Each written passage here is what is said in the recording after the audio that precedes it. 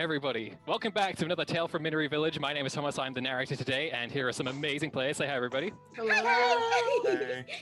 We played the Blue Rose RPG game. We're going to start right now with a quick recap. These characters that we are following are council members on the village of Miniry Council. They have very recently come to the neighboring village of Kyor because they got word, or rather harried word, that the entire village had disappeared. When they went to go investigate, they found that everybody had been turned into cats. And while it might have seemed sweet and lovely on the surface, it was done by a vengeful Rycat who had harnessed some powerful magic to exact revenge on the village because she saw a hunter of Raiden come here, and she thought that made everybody complicit, and saw no qualms had no qualms about kittenifying everybody. So Rami and Blue and Micah, they went to deal with that. Meanwhile, we're going to wind back a tiny bit with Val, because very early on last session, you were surrounded by a column of flame that erupted around you once it appeared to Vethra that you resisted her transmutation. So unfortunately, your strong willpower was did not turn out so well. But I just want to quickly go over in that moment, as you are encased in this column of green flame. It is around you, it is hot, it is not actually burning you, it is just extremely, uncomfortable, and you can't really step out anywhere. In those moments, what is happening with Val? What is going through your head? Just immediate fear. I don't think that there's really, at first, there's nothing other than just the panicked reaction, and then just sort of like a mental shutdown that this is happening. I don't think it really occurs to her that she is not on fire. So yeah, I think it's just, initially she's just kind of shuts down. Is it fair to say that you dissociate completely from the situation? Oh, yeah. So my question to you is, where does your mind go during this dissociation?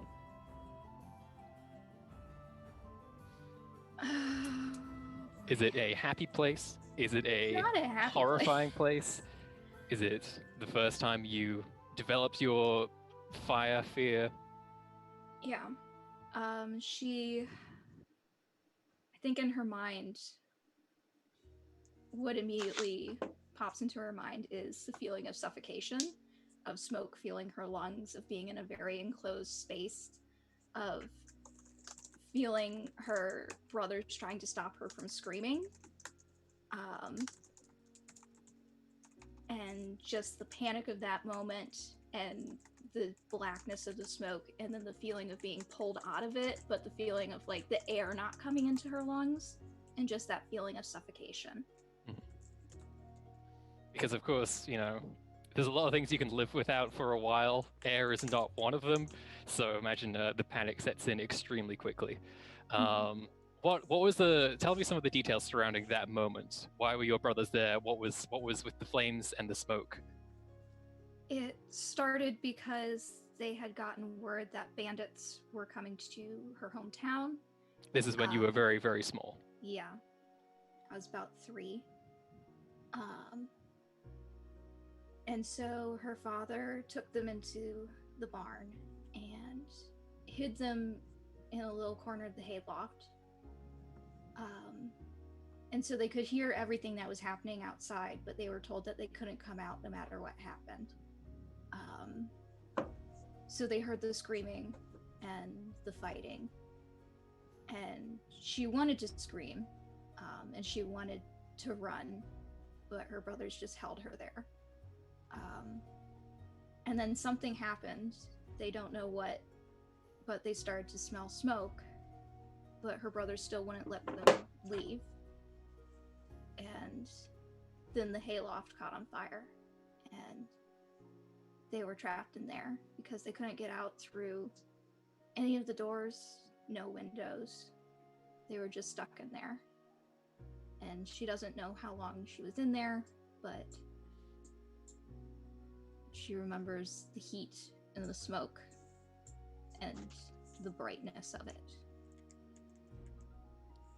I would like you to make a willpower self-discipline test to see if your wild arcana triggers. And I'm just going to say up front, this is going to be very difficult. Yeah. Shout out what you got. 15. 15. That is insufficient. Yeah. As the fires sort of envelop around you, sort of casting this bright green light, blinding into your eyes as well as the smoke, you unwillingly tap into some very primal force that you've had access to for almost as long as you can remember, and it begins to express itself. So, what arcana do you have currently? Do you mean like the talent, or do you mean like what spells do I have? What spells? Okay, we have Cure, the light shaping, so that's darken, illuminate, invisibility, draw vitality, images, psychic shield, second sight, and visions. I think that sort of in a self-defense fight or flight response, since you do not really see the difference between your current situation and literally being on fire, I think it just bursts a cure spell from you as you desperately kind of try and just make this mortal form of yours not burn to a crisp. So why don't you just go ahead and roll that, and the associated fatigue test as well. And that is also willpower self-discipline? Yes. As is everything. So that's a 20. Brilliant. So the 20, good lord, that's so much. It's basically like you're tapping into something that's hidden, locked very deep inside you. And once you do kind of tap into it, it is a wellspring of power, because you just exude this healing aura all across yourself. And although the fire itself was not actually burning you, you were still in very close proximity to flame. It was very uncomfortable. In this moment, at the very least, you managed to completely sort of dampen yourself in this shield of healing energy. But then it fizzles out. But the fire doesn't. It's still going? Shit. Yeah. And you are locked in this torturous fire cage for approximately 4 minutes. Oh, fucking shit. And once it finally dissipates, I don't know if you really have much cognizance of the world at that point. No. But when you are kind of roused, you are met with Blue. And I think at this point, the rest of your friends who are no longer turned to kittens, and they try and explain things to you. You know they're saying words, none of it registers. They clearly look very concerned about you, but also there is a massive problem that they need to deal with on many fronts. And indeed, it isn't long before they go off to deal with a fire because there is smoke in the air from a nearby building. Shortly after that, the others made a discovery at the local inn. They kind of unearthed some of the keepsakes that the Raiden Hunter had collected and were getting ready to act on that information. But before they did, they called Ricard over, explained the situation, and left you and he on the top of this town to watch over these cats, all these kittens, which is, you know, a mighty difficult task, but they have to go. They have to find Vethra before things get worse. So during that time when you're waiting for them to either come back victorious or with very bad news, what are you doing with Ricard? Ricard is somewhat familiar with, like, my whole situation with wild magic and stuff, right? Let's establish this. Who have you told about your wild magic and about your fear of fire? I don't think she would have told anyone about her fear of fire. But I think she definitely would have told regard that she has wild magic, because I think she would think, like he could maybe help her control it because he is a little more like rigorously schooled in Arcana and things like that. So yeah, I don't think anyone. I mean, they might have seen her acting strangely around fire, but I don't think she would have overtly told anyone. Yeah, especially because she is supposed to be a priest and therefore is supposed to handle things like a Jarzoni priest, not yeah, to mention who so is meant to be somewhat familiar with flame. Yeah. Yeah, okay. So yeah, you and Ricard are kind of left in this ghost town of a village, save for the hundreds of kittens roaming around. A lot of them at the moment are napping because they just devoured a lot of market produce. So you hear a lot of sort of kittens snoring. It's extremely adorable, but you're probably not processing that adorableness at this stage. I'd like you to make 3 more self-discipline tests over the duration of you sort of recovering from this. That's a 10. Cool. With 2 stunt. A 15. No stunts on this. And an 18 with 3 stunt. What a lovely story that tells. You're getting better over time. So, okay. I think Ricard hands you the kitten that is supposedly the Raiden hunter, currently completely helpless and a little bit adorable. And he just kind of gave it to you. Maybe you're sort of petting it absent-mindedly, just trying to use it as a therapy pet to a degree, not thinking too much about who this actually is. Yeah, during that, you unfortunately have another surge of your wild arcana. And this time it's Drain Vitality. Oh shit, I knew you were gonna do this to me. Is an arcanum that, when used, it basically drains energy from somebody to help empower your ability to keep casting such magic. When used on somebody who does not give their consent, then it is considered sorcery. So I would like you, Val, to make a sorcery test. How do I do this? I've never done this before. It's going to be willpower self-discipline. Actually, no, willpower purity, I think, because I don't think that skill is used for anything else. Okay, that's a 14. A 14. You feel the power, I think. And it is something that is extremely... you can sort of just sense its hunger, but also how good it would feel to indulge in that hunger as well. Just taking a day to just do whatever the hell you wanted. There's a part of you that is really, really trying to fight against that idea. And it takes a bit. It feels like a battle goes on in your mind that lasts far longer than the mere moment that this takes. But you just don't want to stop, and then you do. And suddenly everything is fine and calm and clear again, and you suffer no corruption this time. The kitten, however, suddenly gets very drowsy and just yawns. I immediately just hand it to Rickard. Okay. And throw up. Okay. Some kittens come over to kind of see what's going on there.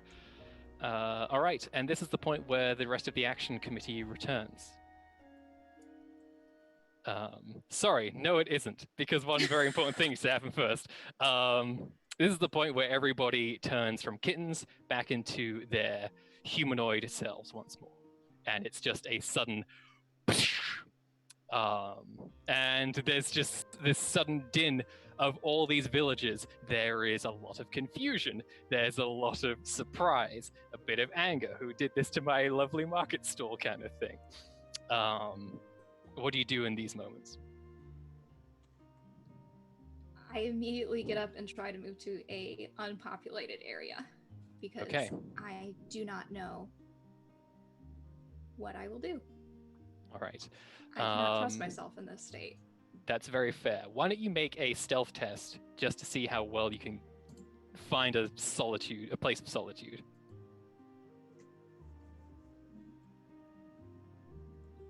And while that's happening, it's fair to say 7. that you are struggling to get through the crowd. They are all kind of asking questions of the stranger who is suddenly standing before them, especially since you look a bit harried as well.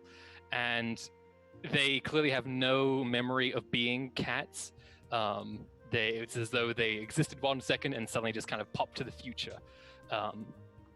And throughout this confusion, you are just surrounded by people, a bunch of faces you don't recognize, a bunch of questions, all sorts of things going on. And make one more self-discipline test, please. And you're trying to beat a 15.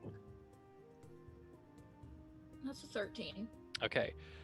This time, I think since you're sort of feeling a little bit like you need to hide right now, your ability to darken an area just kind of bursts out from you, and the sort of slight mob that's gathering around you finds themselves just enshrouded in shadow that came out of nowhere, as though there's a very tiny spot on the sun that is blocking it out. And this just further adds to their confusion and worry, but it also seems a bit dark and shady, so the words sorcerer start to touch everybody's lips. While that's happening, Ricard is struggling because the cat he was watching over diligently has just turned into a very big, burly man, these big, sort of very pearly white teeth. And you know Ricard, he's not built for any kind of strength-based application in his craft. So this Raiden Hunter, when they transform, Ricard obviously has to drop them immediately, is kind of thrown to the ground. As the hunter looks around a bit confused, they immediately make a beeline for the inn, and that is kind of the last thing that you are able to notice in your peripheral vision, Val. So let's jump ahead a little bit. Action Committee, you are reunited once again, and you find the town a bit in disarray. It does not seem like the people here have taken too well to the chaos that enveloped this place. And it looks like Val and Ricard could probably use some help. Fun, look at how many people there are, and none of them are focused on me. Okay, I'm gonna just start screaming over the cloud. Hey, so we did it! The sorcerer's gone, everyone! Oh no. Please make a leadership test with your communication. Okay. Blue and Maker, how are you feeling right now? Blue's still like extremely tired, so he's probably just like riding on Micah's shoulder and pretty much letting Rami take the reins on calming everyone down. 14. Okay. Yeah, you yell out to the crowd, and a few heads turn around at first, and then suddenly just a lot more as they look at your resplendent form. And you can see that the kind of people around the area are sort of grabbing onto Val, sort of jostling her. It looks like they don't want her to go anywhere, and they're sort of being very kind of aggressive as well, just kind of just demanding answers and such. There's obviously people in the crowd who are like, whoa, let's all calm down, let's do this, and there's a bit of an argument happening. But all voices kind of quickly hush at the sight of the three of you. So, we from Miniry, actually, can you let Val go? She's been helping you as well. Clearly, you all have absolutely no idea what's going on, and you guys are messing everything up. Miniry has come in and helped your sad little town with the fact that you were all turned into kittens by an evil cat sorcerer, but it's fine. We fixed it. Everything is good. Can you let our healer go? You're hurting her. All right, Persuade. This is going to be a hard sell. There are a few insults thrown in there that are going to raise the DC a bit. Fair. But you're also very good at talking, so we'll see how they respond. I should lie. I'm better at that. 16. 16. So you can see that a lot of the village folk here seem to take your word. They have no reason to believe that this is not true, apart from maybe the whole turning to cats thing. That's you can see someone sort of putting it together of like, wait, there are a lot of paw marks everywhere, and all our stuff was eaten, and I don't remember anything that was happening earlier, and why do I want to lick my arm so much? So there's a few people who kind of quickly sort of come to this realization that maybe you are in fact telling the truth.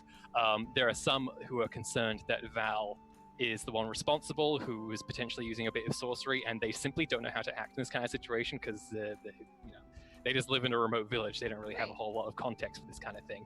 So out of fear more than anything else, there are still a few surrounding Val who don't look like they're going to be letting her go just walk yet. up to one of the ones holding Val and just kind of boop them on the nose. You're overreacting. Just boop. Well, that immediately diffuses quite a bit of things. You can see there's like an almost cattish response to that from this, fairly lithe guy who you just kind of bump on the nose and he goes like this. Sort of giving Val. Like I just grab Val's arm, so now I have her. Just kind of whisk her away. Val, you quickly change hands. How do you look? What are you doing right now? She is very, very pale. The entire time that people were sort of crowding her, she was very much trying to keep people from touching her. Right. And the entire time she keeps saying, "Do not touch me." Just over and over and over again. If you said that, then I wouldn't grab your arm, because that's a dick move. I just moved into that space. And well, at the very least, you scooped her out of danger. Yeah. Or immediate danger, rather. And yeah, of course, these people have like no idea what you mean by that. So it's all a very confusing situation. Soon enough, the sort of chatter of the town, a lot of people just start running home, just like, oh, gotta check on the kids. But there's still, some of the leadership of this town kind of come out and just ask you if you could very kindly just explain to them what exactly this means and what Miniry has to do with it and such. They would be much obliged. First off, I think I'd be very concerned about what happened to the hunter. Is he? He's in the inn. He's in the inn? Okay, so here's what's gonna happen. Micah, and Blue and Val, why don't you go handle that? And I'll stay here and I'll talk to these people and it's fine. So I'm gonna pull like the leaders away and get them to come sit with me somewhere, and I'll explain everything to them so that way someone has their focus and everyone else can solve the problem. Sounds good. Yeah, you pull away the smaller mob, and some of them at this point are just moving on with their lives, just like, oh, we're gonna have to sort out the market, and do we still have enough food? No. It's so sad. Don't worry, everything's going to be just fine. And meanwhile, giving the rest of you an opportunity to go to the inn, and somebody steps forward from the crowd, and he says, "The inn, the top step. That's my inn." Well, your stew was burning, sir. My stew! And he just starts sprinting towards the inn, and just yells "my stew" throughout the village. Gangway, my stew! Okay, I think that should buy us enough time to go see if the hunter's there and work things out. Yeah. Okay. Are you okay, Val? No. Let's go. Okay.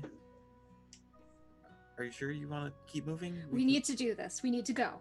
Okay, cool. Okay. Blue will start flying. And yeah, when you get there, you can see that the innkeeper kind of sees their massive cauldron just on its side outside, and they're just kind of going, oh, okay, well, it could have been worse. Everything's still in one piece. Do you just kind of waltz in there and see if you can find this person? yes, I'd go directly to his room almost. Okay, so yeah, you can just fly straight up there. Yeah. Yeah. You all kind of enter the inn, and you go straight to the stairway that leads up to the first floor rooms. You find that there is, in the room, there is no sign of the hunter, and indeed, a lot of the possessions that were there have since been taken. Notably the big cloak, the bow, the blades, the traps. Actually, the traps have been left behind. Okay. So he's gone. You do not see him. You can try searching around if you would like. Yeah, let's try that. Yeah, I would try searching. I'd just look around. Since I used Arcana on him, Yes. would someone with a more advanced form of second sight, would they be able to track him through that? No, second sight is more passive than that, unfortunately. Okay. Okay, so Bluey just kind of like flying around the place looking for some dude. Well, first I'd look around his room, just see if like there was a map or something that should say like, oh, I'm heading this place. That seems unlikely because If that's you a little need to bit too find me, obvious. here is my return address. Yeah, go ahead and make a search test with perception. Micah, what about you? Yeah, I'll just do the search thing as well. Okay, yeah, go for it. Just Yeah, quickly looking I'll, around. I'll assist, I guess. Cool, so +2 to I rolled a Micah's 9. roll. I don't see shit. Well, it's an 11 with Okay. Val's help, which is still, okay. The most immediate thing, I think, Micah, with you kind of like go over to the bed and just like lean ever so gently down to see if he's under there, because some people sleep under their beds. It's not uncommon. That's normal. That's fine. But otherwise, there's probably also this sense of you don't want to touch anything, because some very gross person was doing horrible things here. Blue, you notice that whoever came here obviously left in a hurry. There's kind of score marks left from the blades and the weapons that were taken. But you also notice that the chest or the trunk that was left at the end of the bed that Micah shattered into pieces. You can see that there is a sort of bit of the corner there that before wasn't particularly smashed and has since been completely crushed, as though somebody in a fit of rage took it out on the nearest thing they could find. Terrible. I'm also gonna use those stunt points I generated. Got 5 Yes. to do the also wonderful That Makes Me Wonder Okay. stunt, just to get another perception test and see if I can figure something out. Is there a particular one you would like to do? I have one in mind you could, but if there's something you would like. I'll go for yours. I did not have a specific one in mind. I was just thinking an empathy test could probably help get in the mind of this person Oh, and see if you can judge Yeah. what they're going to do. I will attempt that. Yes, that sounds like a good idea. Thank you. And with a 14, that's pretty good. Thank you. You feel like, based on what you've seen so far, of clearly this person came here very quickly. Clearly they were trying to grab or otherwise ensure their property was safe, and since had found that their most precious items, the Raiden hides, were completely gone, with no real way to ascertain where they went. And with the town in disarray, you think this person made like a thief in the night and booked it back to wherever they came from. Okay. I'm not sure where they came from. This is terrible. I suppose we could ask maybe the innkeeper if he had any information on him. You mean the guy Yeah. who's crying about his food? The guy who's crying about his food, yes. Oh, it was my grandma's recipe. Oh dear. So many onions. All those tears wasted. I'll just fly to him. That's so sad. Sir, excuse me, Yes, hello. hi. So there was a hunter staying in a room up there. Would you know anything about him or where he may be, where he may have went? Oh, yes. Let's see. He came to the inn a couple of nights ago. One of Burdreth's bunch. Unsavory kind of folk.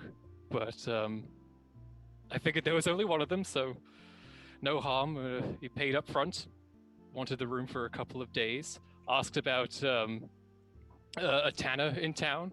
Didn't respond kindly to my follow-up questions. I asked if he wanted to enjoy the festival the next day or would be sticking around, and he did not respond. Not ones to crack a smile, those bunch. When he says Birdrift, is that a name that I would recognize, right? Yes, That's you like the recognize Burdreth is the name of the leaders of one of the settlements. It is one you have not gone to yet. Burdreth is the leader of a settlement called Wythir, And he is the one. Wythia is the settlement filled with people who hunt bandits. That's what I thought. Okay, cool. Cool. Thank you for that information. If you see him again, could you let... I don't know how to word this.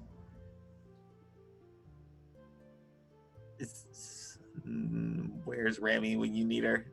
Diffusing other situations. Oh dear. That's your Rami, who now has the half the village eating out of her hands. And yes, we got rid of the sorcerer cat. Yes, it was a sorcerer cat. It's fine. Everything's okay. Did I tell you about the time that Micah punched an ogre? Fuck. We heard about that. That legend is spread across all the villages in this region. Oh, dear. Boy. Wait, you're with the Micah? I am. Oh, a She's hero's a welcome and start hero. just shaking your hand. Oh, I know. You should have seen how grandly she saved Heroes. me from the vines. Heroes. In our humble village.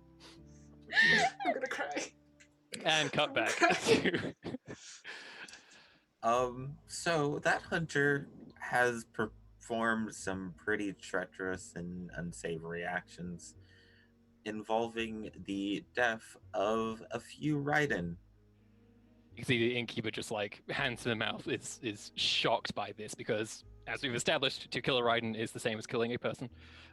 It is a truly horrible transgression to commit. And the fact that this person was basically harboring a murderer, a serial killer even, clearly hits them very hard and kind of like stumbles back and like finds a seat to sit down on and just kind of looks at you, eyes go even wider, and he just says, "Oh, I'm so deeply sorry. I had no idea. I figured it was just a tracker or something. I couldn't even fathom of such a thing." You're not to blame. No, it's all right. But if you do see him again, or anyone from his settlement, could you just let them know that he is Wanted for murder. Wanted for murder, exactly. I'll speak to the local constabulary. We can get posters up. I'm sure we can help. That'd be absolutely fantastic. Thank you. Also, I'm sorry you were turned into a cat. That wasn't great. Honestly, I don't remember any of it. I'm just glad my inn didn't get burned down. Yes, we tried not to let stew burn too much. But that's all I had. I'm Blue, by the way, if we ever cross hello. paths again. I'm Rutharo. Rutharo, that's a lovely name. Okay. Thank you. And Blue will hop onto Micah's shoulder as we can head out now. Okay, so you head out. At this point, Rami, you have basically mollified the village.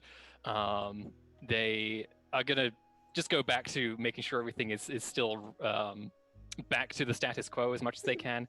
There's still a few decorations up from the festival the day before that they are dealing with, and a lot of the community has gotten together to kind of help sort out the mess at the marketplace and help make sure everybody's accounted for and such. But you're all reunited. So, did you find... I don't see him. He ran... Yes, he did. Cool. That's just wonderful. Where's Ricard? Didn't he go with you? Did he Mm. stay with me? Where's Ricard? I start looking frantically for Ricard. It occurs to you that you've lost Ricard. Oh dear. We thought he was with you. Was he not with you? I thought he was with you. Why would he stay with me? I don't know. Well, he's an adult, everyone. Do we so... see it? But he was with the hunter. He could have been taken. Oh, we saw him before that, Was he? right? Did you? Oh, did we? No! Here's the thing! I saw him go into the inn and then I was mobbed by people. Right, when we came into the village and we saw Val being mobbed, was Ricard also being mobbed? No. No. Oh, so okay. Well, that makes it a bit easier. I mean, if the hunter has Ricard, then we find both people at the same time. It's not Well- like this world is that big, right? I'm gonna psychic contact Ricard right now. Yeah. Go for it. Yeah. I forget. That just happens automatically, right? Just boom, because you've already got a pre-established connection. If we do, yeah, I think we do.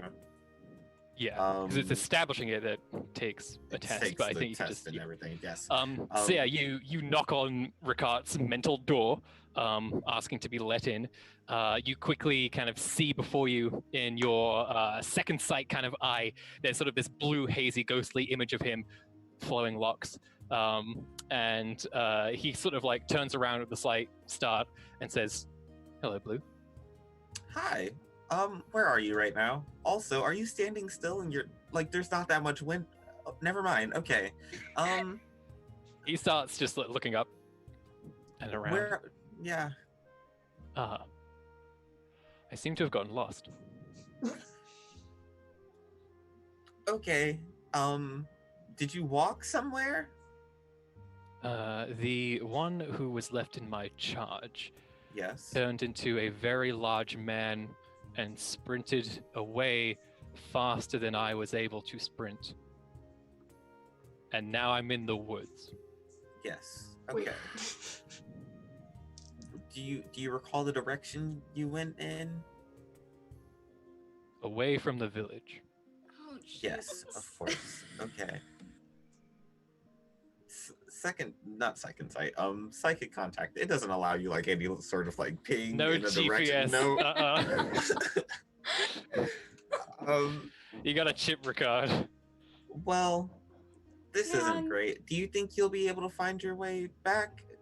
Because I believe that during our conversation, I've since lost my quarry and also lost my sense of direction. But if I can just look at the sun, perhaps I can get an idea. I believe I'll be fine. Have you ever been in a situation like this before? I'm concerned. Are you in the Weald? Did you? Is that? I am where you- uncertain where the borders are, but there are a lot of trees around, which is That something makes- indicative of the Weald. Yes, because like if someone's in a forest, it's probably the Weald in this area, right? Ah, my Arcana has just worn off, and now I will be slow again. So Rickard's in the Weald, guys.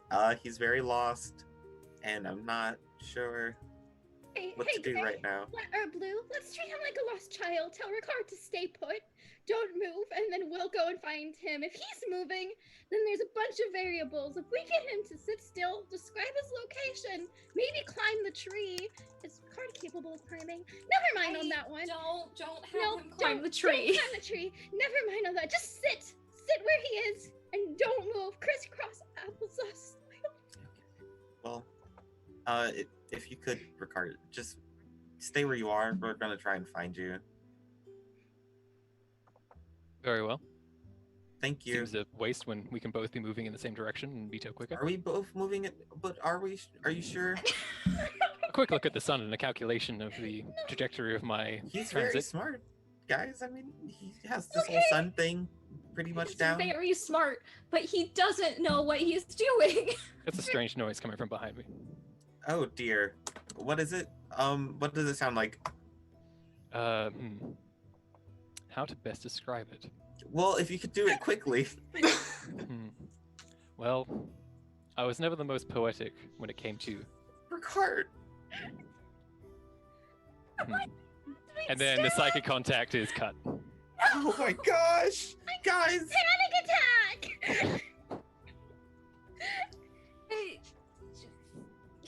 Oh my god, this is Are He's there- chasing after the hunter. I start I'm not- looking for footprints or anything that would There's be a indicative. million kitten paw prints everywhere.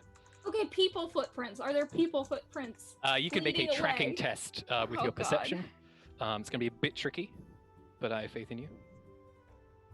Oh, really? This is +0. That's an 8. Yeah, a lot of kitten. A lot of making biscuits on this red earth. Oh no. Okay. Should we gather a search party? You know, if I bet if Micah asks, they'll listen. Everyone really likes her. The story of the ogre has traveled around. You did tell him that was fake, right? Of course not. Why would I do that? Why would you tell If that we it's real? gather a search party, we're going to be sending a bunch of untrained people into the Weald. Okay, let's just pick a direction and go then. I mean, we're running out of time. Well, okay. that also seems like a poor idea. I not that we'll get lost. I'm pretty sure I could find our way out, but moving further, he seems like he has a pretty good grasp of where to go. Sorry, Birdbeak can't say people words really well. Yes, I know that he has a good grasp of where to go, but I've also seen Ricard stop moving and stare at a flower for 30 minutes. She has a very good point. Yes. So maybe I'm gonna find my boy, and I just go. oh wait, were they related? I didn't think they were, but okay. That's fine. Family, I mean, always blood. Sometimes it can be just relationships that grow and change, and clearly they're important to each other. Mega, I'll explain the interconnection of people and how that can work later. We need to go. All right, so you all go, but what does that mean? Okay, so are we surrounded by the Weald, or is it in one? What's the where lay you of the currently land are, here? you're basically on a long stretch of road. It's kind of the only road to Miniry. And this part, there is a good, I don't know, few hundred feet of open plain, filled with, fields and farmlands for the most part. That is somewhat rough, and then that leads to a more densely forested area to the northeast. Okay, so I'm going to move towards the wooded section because he said there were trees. Yes. And I am just booking it as fast as I can go. Okay, so Val is running as fast as she can. What about the rest of you? I guess we're necessarily following. like running, but I guess I'm following. Someone needs to pick up Blue because Blue's pretty exhausted. I can do that. Yes. Thank you. I appreciate it. No, of course. Now, so Val is really booking it ahead. Did any of you want to remind her that you do have horses tied up nearby? Or... Is Our that horse is okay gonna to work bring well into, in the wait, wheel? is that okay to That's- bring into the woods? I mean, up to it. I don't know. It's up to you. Wait, I also- where are No. we running? Yeah, Yeah, we're let's already go. We're we're like here. halfway there. It's fine. Forget the horses. Okay. So there is just a mad dash across these plains, getting towards the woods, hoping against all hopes that the fellow council member of yours is not devoured by some unseen horror. Yeah. Val, since you're ahead, why don't you go ahead and do another tracking test? Oh, this is gonna be bad. It's perception, tracking. That's a 9. Yeah, you look at the ground, you see a bunch of churned up earth and sticks and fallen leaves. There is nothing here that you read nothing off the ground that can help you. I am going to essentially start doing Marco Polo, where I am just going to scream Rickard's name as I run through, wait for a reply, keep going, scream his name again. Okay. So as Val does that, what does everybody else do? He No, said Val, he- you have to use your diaphragm. What are you doing?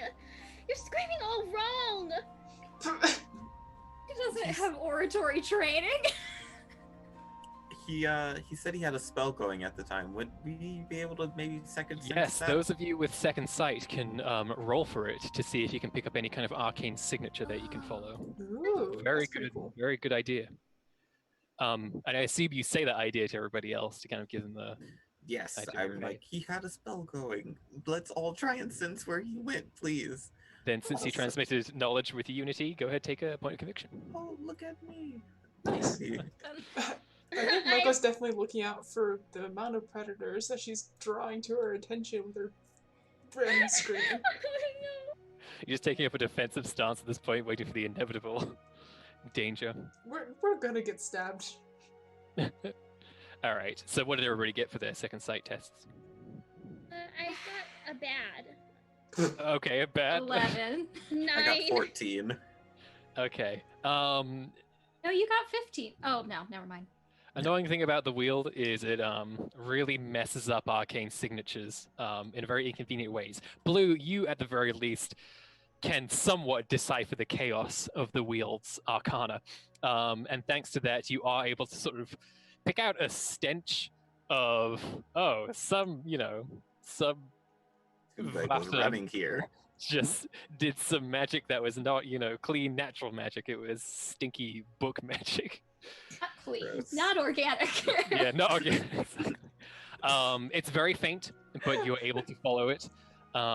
And you don't get too far before you see a sort of just very calm Ricard standing around. And See, guys, And it's fine. from behind him steps this massive wolf. Oh, You can immediately tell it is a rye wolf because it is adorned with these kind of bark-like braces on its front paws, and it sort of sniffs around at Ricard, gets slightly alerted to the rest of your presence, and just starts sniffing the air. Sees you immediately, Blue, and tries to establish a contact with you. yeah, I let him right in. It's fine. Is this one yours? Well, in a way, yeah. He got lost. Was he born yesterday? No, but he Physically, yes. Mentally, well, physically, just- no. Mentally, yes. he's just he can be very, what's the word for this? He's doing his best. He's Two doing his leg. best. He's a two-leg in the wield. It didn't work out well. No.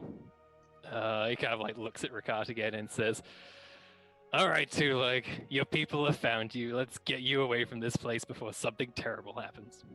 And Ricard says, "My thanks." And he sort of looks up at the sun as though to say, "Was I right? Oh yeah, I was right. Okay."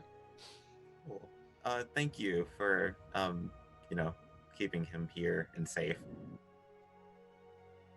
Has he Certainly. seen the hunter? Yeah, you Oh, should that's- warn him about the hunter.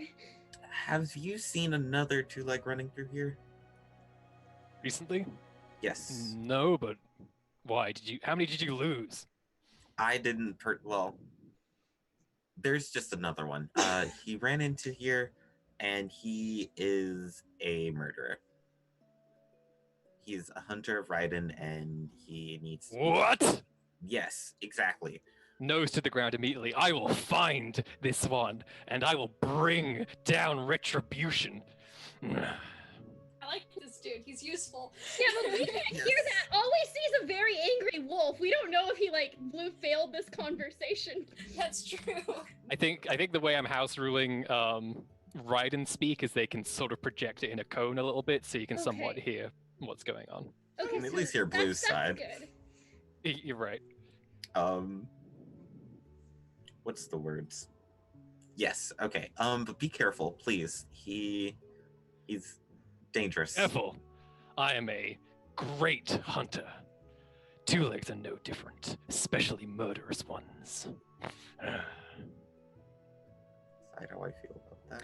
You do know that, Blue, this hunter felled a rye bear, in addition to two other Raiden. You fear that this wolf's confidence is a bit misplaced. Yeah. Okay. I will explain that most certainly. That there was a rye bear as well as two others. I think we said a rabbit was one of them. I'm not sure. But it's certainly it'll be a lot. I would appreciate if you maybe kept in contact for one, got some help. Don't just rush in. I would hate to see another Raiden get hurt. I mean, could he assist us in bringing this guy into custody? Yeah, actually, if he's related to Burdeth, I want to question him as well. We've been Would you wanting mind more if we tagged information. along, actually? How fast do you think you could find him? Quite quickly, but I move at a fast pace. If you wait, we could grab some horses, and then we won't be as slow. How well would horses move through the wield? Not great, unless they're sort of Yeah. raised and trained for that kind of thing. Not If he leaves a trail, we can follow him. You do have a peacock. I which do is have a peacock. Slightly better suspension. I somehow. have a non-fully trained peacock. Yes. And I don't know if I want to bring my not fully trained peacock in a fight against a hunter. That's true. It did survive the beast fields for however old Fred is, but yes, that is also very prudent. No, that's true, but I also just feel like it's like messed up, with like bad form to be like, hey, new friend, want to go face a hunter with me? He might shoot you. Specifically, because you're. Also, you never listen to me or follow my orders. That's sometimes. We've been doing very good at walking around the town. It's true. Yeah, so horses probably aren't going to be great. You can try, obviously. It's up to you. Maybe we just go for it. We try to keep up and tell the wolf to maybe slow down a little bit. He goes at a medium speed. We go at our fastest speed. We compromise. I would like you, Blue, to make a communication test. What would this be? Is there like a diplomacy or rationale? What have we got here? My only communication skill is psychic, so it's all communication to me. Just for you, just roll a communication test. Then that's perfect. What would this be? It would probably be. It would either be leadership or persuasion. So 14. Okay. With that, given the information that you've told this wolf, it sort of heeds your words, and it is not an unintelligent animal, ridden by any means. So it takes caution, and it says, "The trail will stick out for quite some time. I can move at a slower pace." Or, just an idea, and it might be a bit dangerous, but, maybe he could find you instead, since he's a good tracker and all that, and then you just run back towards us. At maybe here or something. We would set an ambush, essentially. Curious just thought. Just an idea. Micah, why don't you either roll a persuasion or military law test? Your choice. Pack tactics. I actually have fun in military lore. Hell yeah! Ooh! That's a 14 total.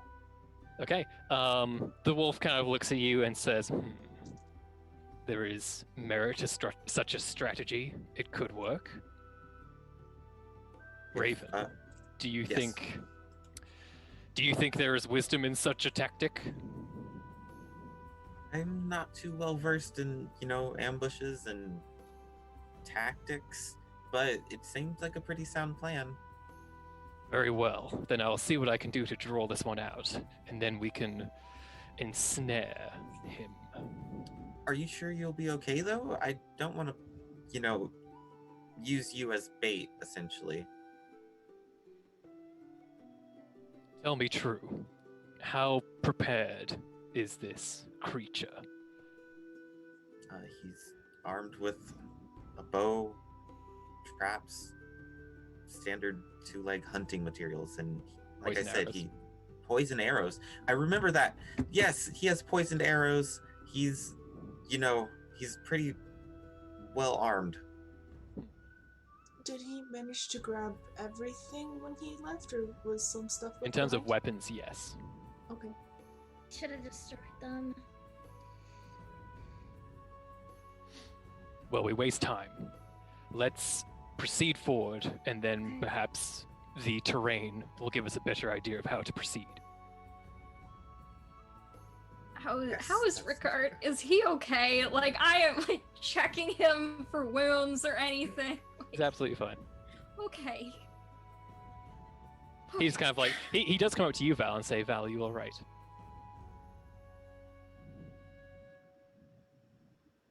Sort of Sort of. getting better. Getting better. Moving is definitely helping. Moving is helping. I see. I think I understand. I'm probably gonna hold vigil tonight. And she just starts following the wolf. Okay.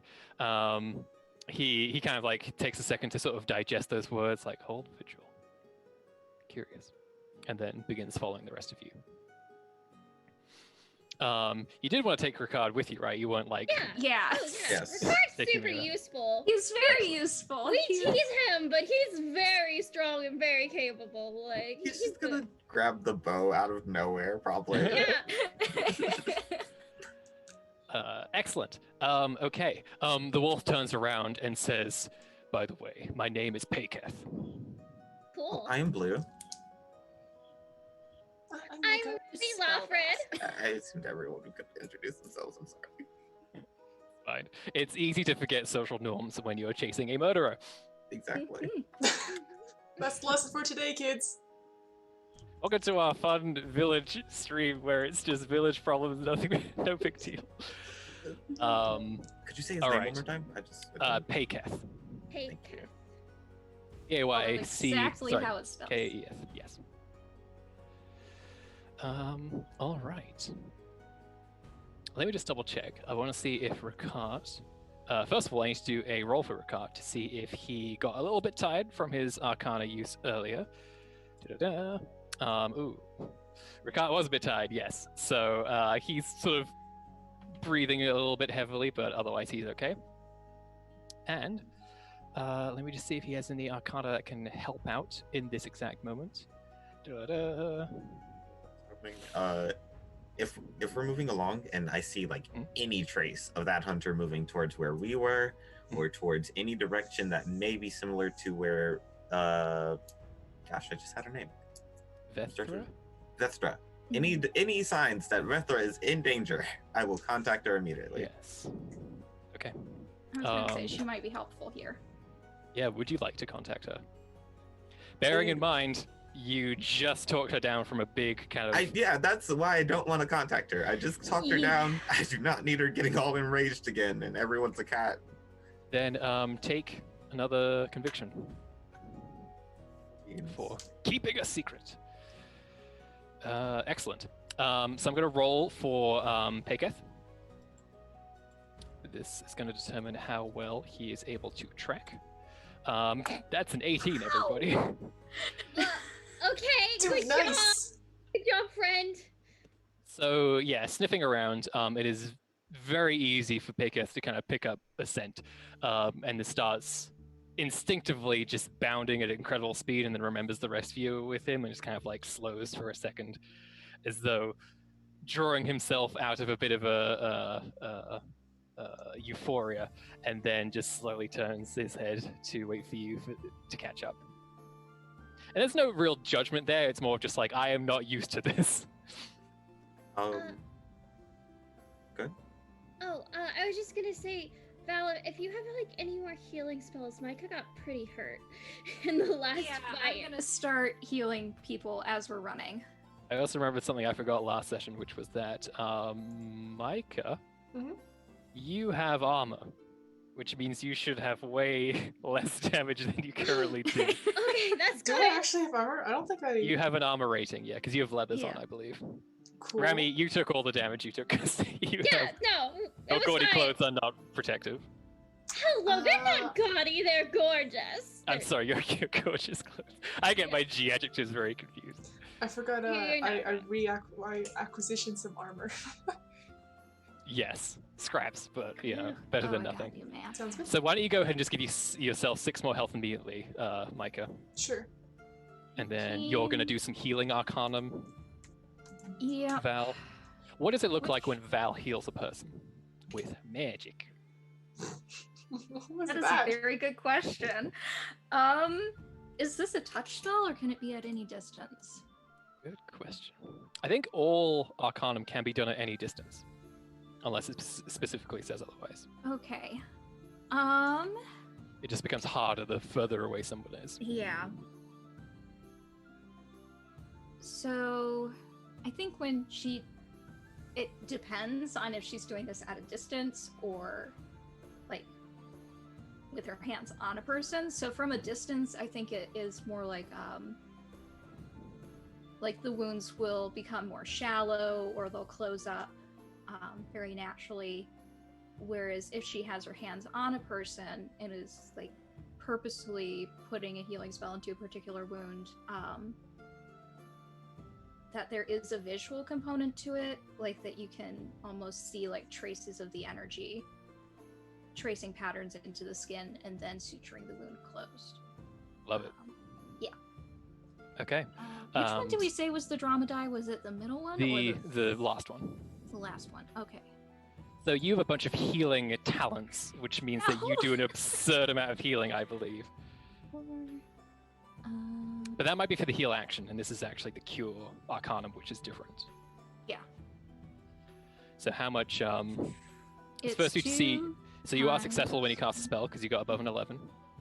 So 8, hold on. 8, 9, 10. Well, Micah, you've been very stoic 12. with those wounds. You so get 12 12 back. points. Nice. Oh, Jesus Christ! Micah, I are gotta you? roll fatigue check. So. How familiar are you with Arcana being used on you? Freaked out a couple of times with the whole like psychic contact. People Yeah, stopped sure. doing that, which is good. And then other than that, not really. Absolutely none. Oh, Yeah, so Thomas, I you're am now muted. winded. Nice. Sorry, there were no arcane healers under the mountain where you grew up. No, probably not. Ah, so this is a new experience for you because suddenly a lot of the pain that you are just enduring goes away. Oh, okay, sweet. She's probably just like running along, and suddenly it just became easier to like run along, and she's just Yeah. like, "What? What?" Just your limp disappears suddenly. You don't really realize She's how. been healed by me before, hasn't she? Then I think I not to don't this extent. think so. that's true. Yeah. Not like Yeah, that's it was just like, oh, a scratch went away, but not like, hey, a gaping wound in my side suddenly disappeared.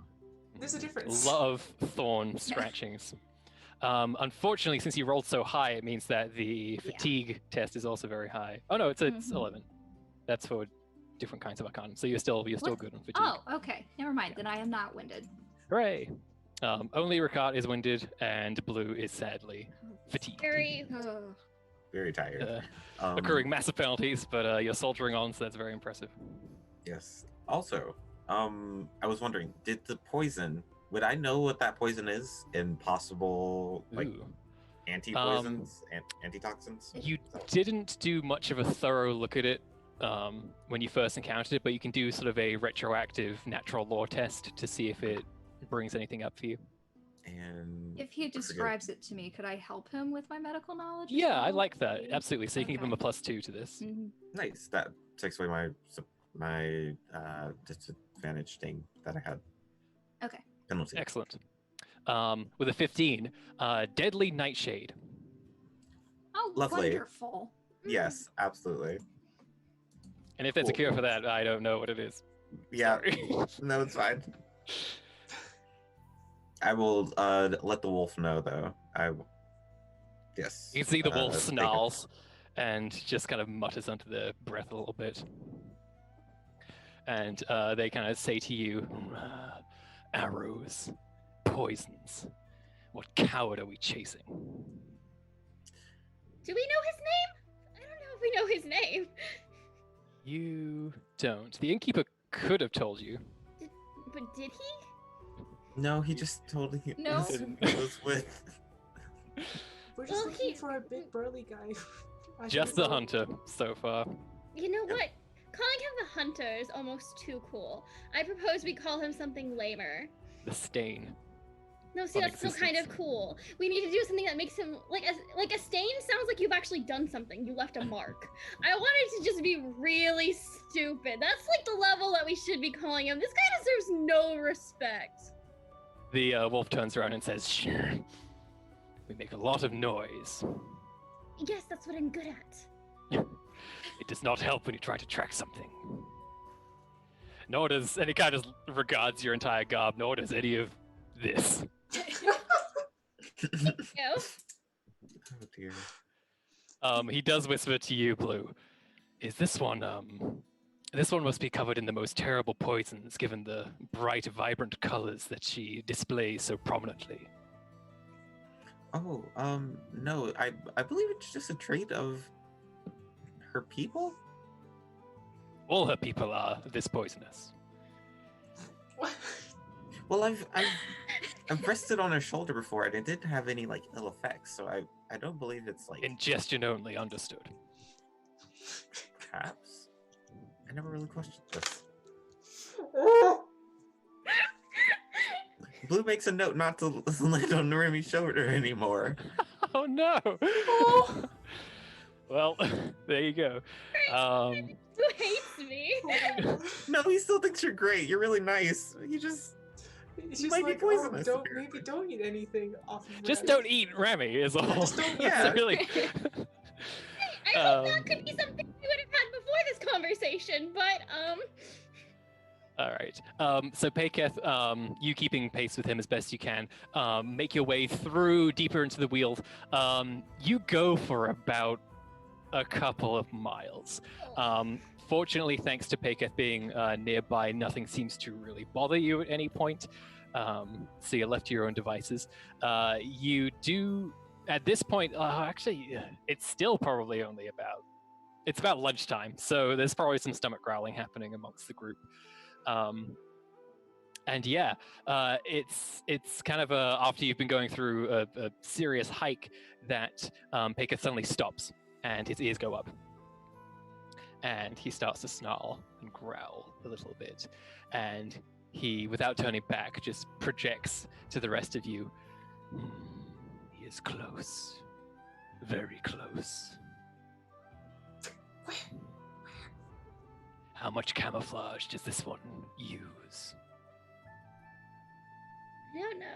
I wouldn't be aware of that, would I? I mean, I didn't actually get You to see saw him. his big cloak, which was missing from the room when you returned to it, and that Okay. was very much sort of a wilder survivalist cloak that would blend in better with the Wield's background. Okay. At this point, Blue just like loses the talking. No more words. It's all psychic from here. And he will explain the cloak and how it probably would make pretty good cover. Was it like greens and browns or just mostly browns? Greens Like- and browns, yeah. Okay. Very adaptable. Blue would start looking around, like trying to see if he can see him. Just Yeah, sure. Why don't you all make a searching test? Actually, you don't have the mobility to search right now, so a seeing test or a smelling test. If you feel like you would be better at sniffing out this guy. Everyone, or is it just Blue? Everybody, anybody who wants Okay. to. 14 and 4. You got stunt points. 4 stunt points there, Nevi. I did. You make a witty remark as you Yes. search. Just I annoyed the wolf some more. Yeah. Grr. Honestly, can I just take a moment out of game for a second? I don't know where to go if you're gonna always roll so well and you're level 2. Alright, back in the game. Oh, okay. I'm gonna take the upper hand. If your discovery leads to combat within a moment or two, you receive a +3 bonus on your initiative roll. Ooh. Fantastic. So you are very prepared, Rami. And I think this kind of stems from your background a little bit of you throw a lot out there, but ultimately you're always sort of playing games and like trying to think 2 steps ahead. I think that is exactly what you're trying to do now as well. Lovely. Yeah, the rest of you look around. You do not see anything immediately. I'm going to roll for the wolf once again. Okay, so none of you see this a sign of the hunter, and you slowly start to inch forward a little bit to see if you can get any indication of where they might be. What you do see, however, and I believe all of you see this, is that there is a very early kind of lean-to that is halfway through construction, so a series of large bits of wood that are kind of being assembled in a rudimentary shelter.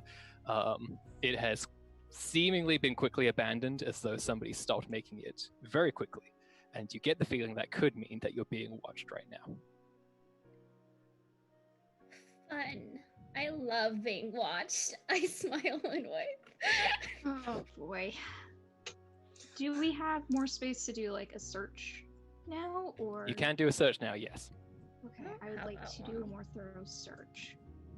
15. So Val, you start to step forward, actually go through the brush in the area, and see if you can actually deduce where this person is hiding. You see nothing. Blue, though he's still very tired, magic is still his go-to. He's gonna go Yes. to the lean-to, Okay. and try and like get a vision or object read from it. All right, go for it. Object reading on the lean-to.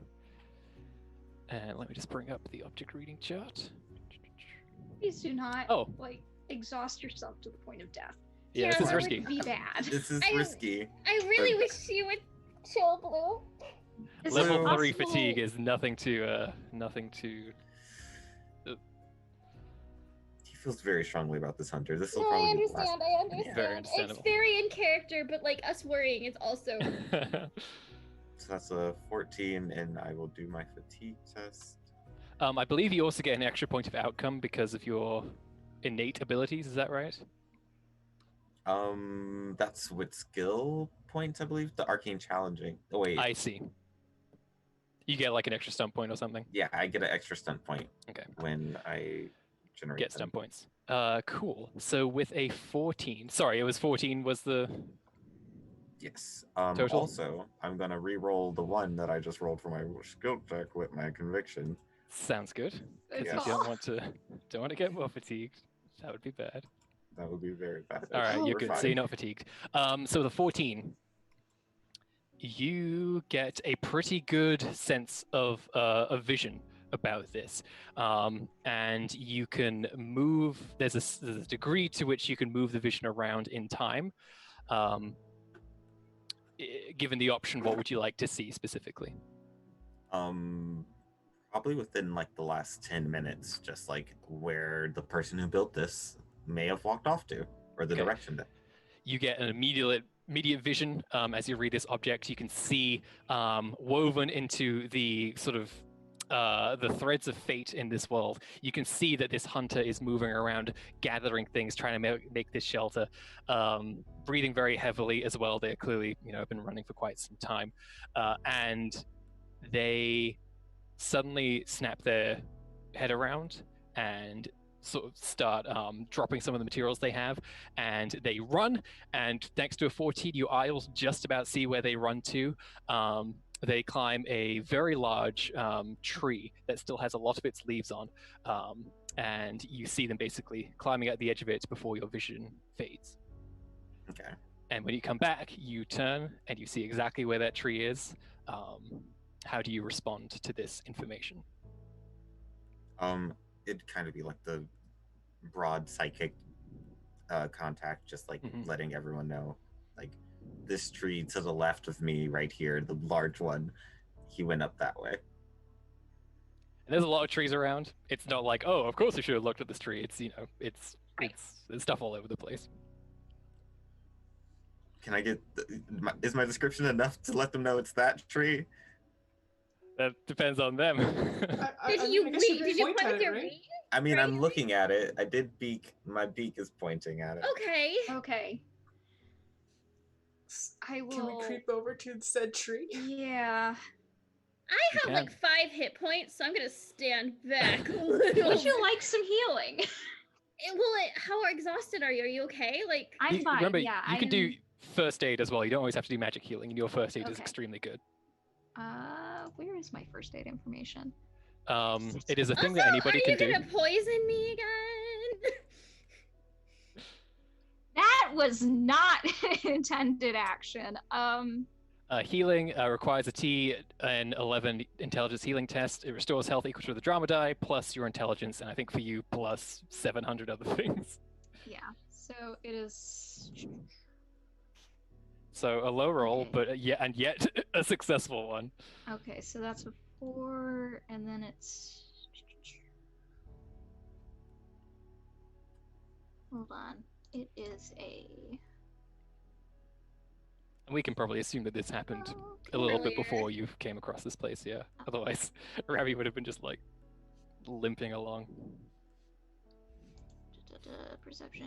Now, Remy, blah, blah, blah. while she's looking this up, your last encounter with that kind of thorn guardian creature, it did kind of tear at a lot of your sort of glorious garments. I'm wondering, does Rami do anything to kind of like make it intentional? Like, oh yes, the new sort of It torn already to is shreds look. intentional. What do you mean? This is perfect. Okay, This great. is a thing. The thing is, Rami doesn't look at a mirror, so she doesn't care how it Right. actually looks. The point is she believes it looks good, and she's projecting that confidence out there no matter what the state of it is. Love it. I Fantastic. cannot Damn, find it. today I I learned cannot I need to find be more like my Rami. talent thing. What the heck? Da-da-da. I believe it's under powers. Da-da-da. Heal is a minor action for you, and it's drama die doubled plus your intelligence. So that would be Okay. a 12 you heal for. Oof, that's so much. You're so good at this. Just a quick, a few bandages here, a little bit of ointment there, and you're feeling You are much, good much to better. go. Great. Right. Slap on a few leeches, call it a day. Yes. So winding back forward to the present, you were all going to sneak up to the large tree, is that right? Apparently. Yeah, if So that's we're okay. sneaking, my specialty. Just I will say, where you currently are, you're very visible. Mhm. To have any kind of drop on a person in this tree, you would need to roll absurdly high on your stealth. Also, Can didn't we just I- all look at the tree at the same time? I feel like we're A pretty little bit. Yeah. caught. But nobody currently has an arrow in their neck, so Can I try to locate him in the tree? Like, see if I can see him, or? yeah, I think you can just automatically by looking up and sort of just taking a moment to see. But that is a moment where there's an arrow loosed because you looked right in the direction, and it is loosed right at you, Val. Oh crap! Great. Val's not having a good day. oh, dear. Yeah, it's not great.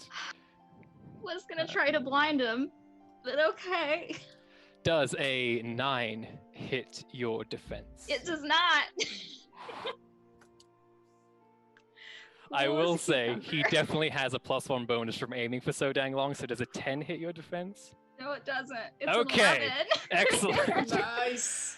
At the last splittest of seconds, an arrow just shoots from the boughs of this tree. The force of it just kind of like scattering some leaves, and an arrow flies down towards Val. And in a sort of heartbeat, a blink of an eye, you just move ever so slightly, and it cuts at a piece of your garments, but does not pierce the skin, and you are unhurt. Okay, I would like to immediately set off a flash right in Let's front of his roll eyes. some initiative. Here we go. Wait, did you tell us that you're gonna summon a flash? Are we all blinded? So I everybody mean, roll the it's a dexterity. I'm trying to do it localized, so it hopefully won't affect you guys. And Rami, you get an automatic +3 to this because you were prepared. Also, no, never mind. I was going to say if you were surprised, your second sight would have kicked in, but none of you were surprised by this. Thanks to Blue's diligence. Da-da-da. So we got Micah, we got Rami, we got Piketh. And we got Ricard. I always forget about dear sweet Ricard. Super cool guy. How can you? Ricard's so good. Am I forgetting anybody? Yeah, I'm forgetting Val. Ba-ba-da-ba.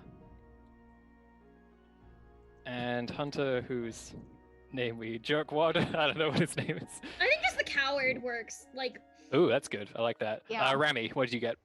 11 plus 4. Blue? Or was it 3? I don't remember. 11 plus a number. Got it. 15. 15. Micah. 11. Piketh. I think it's 3. Yeah.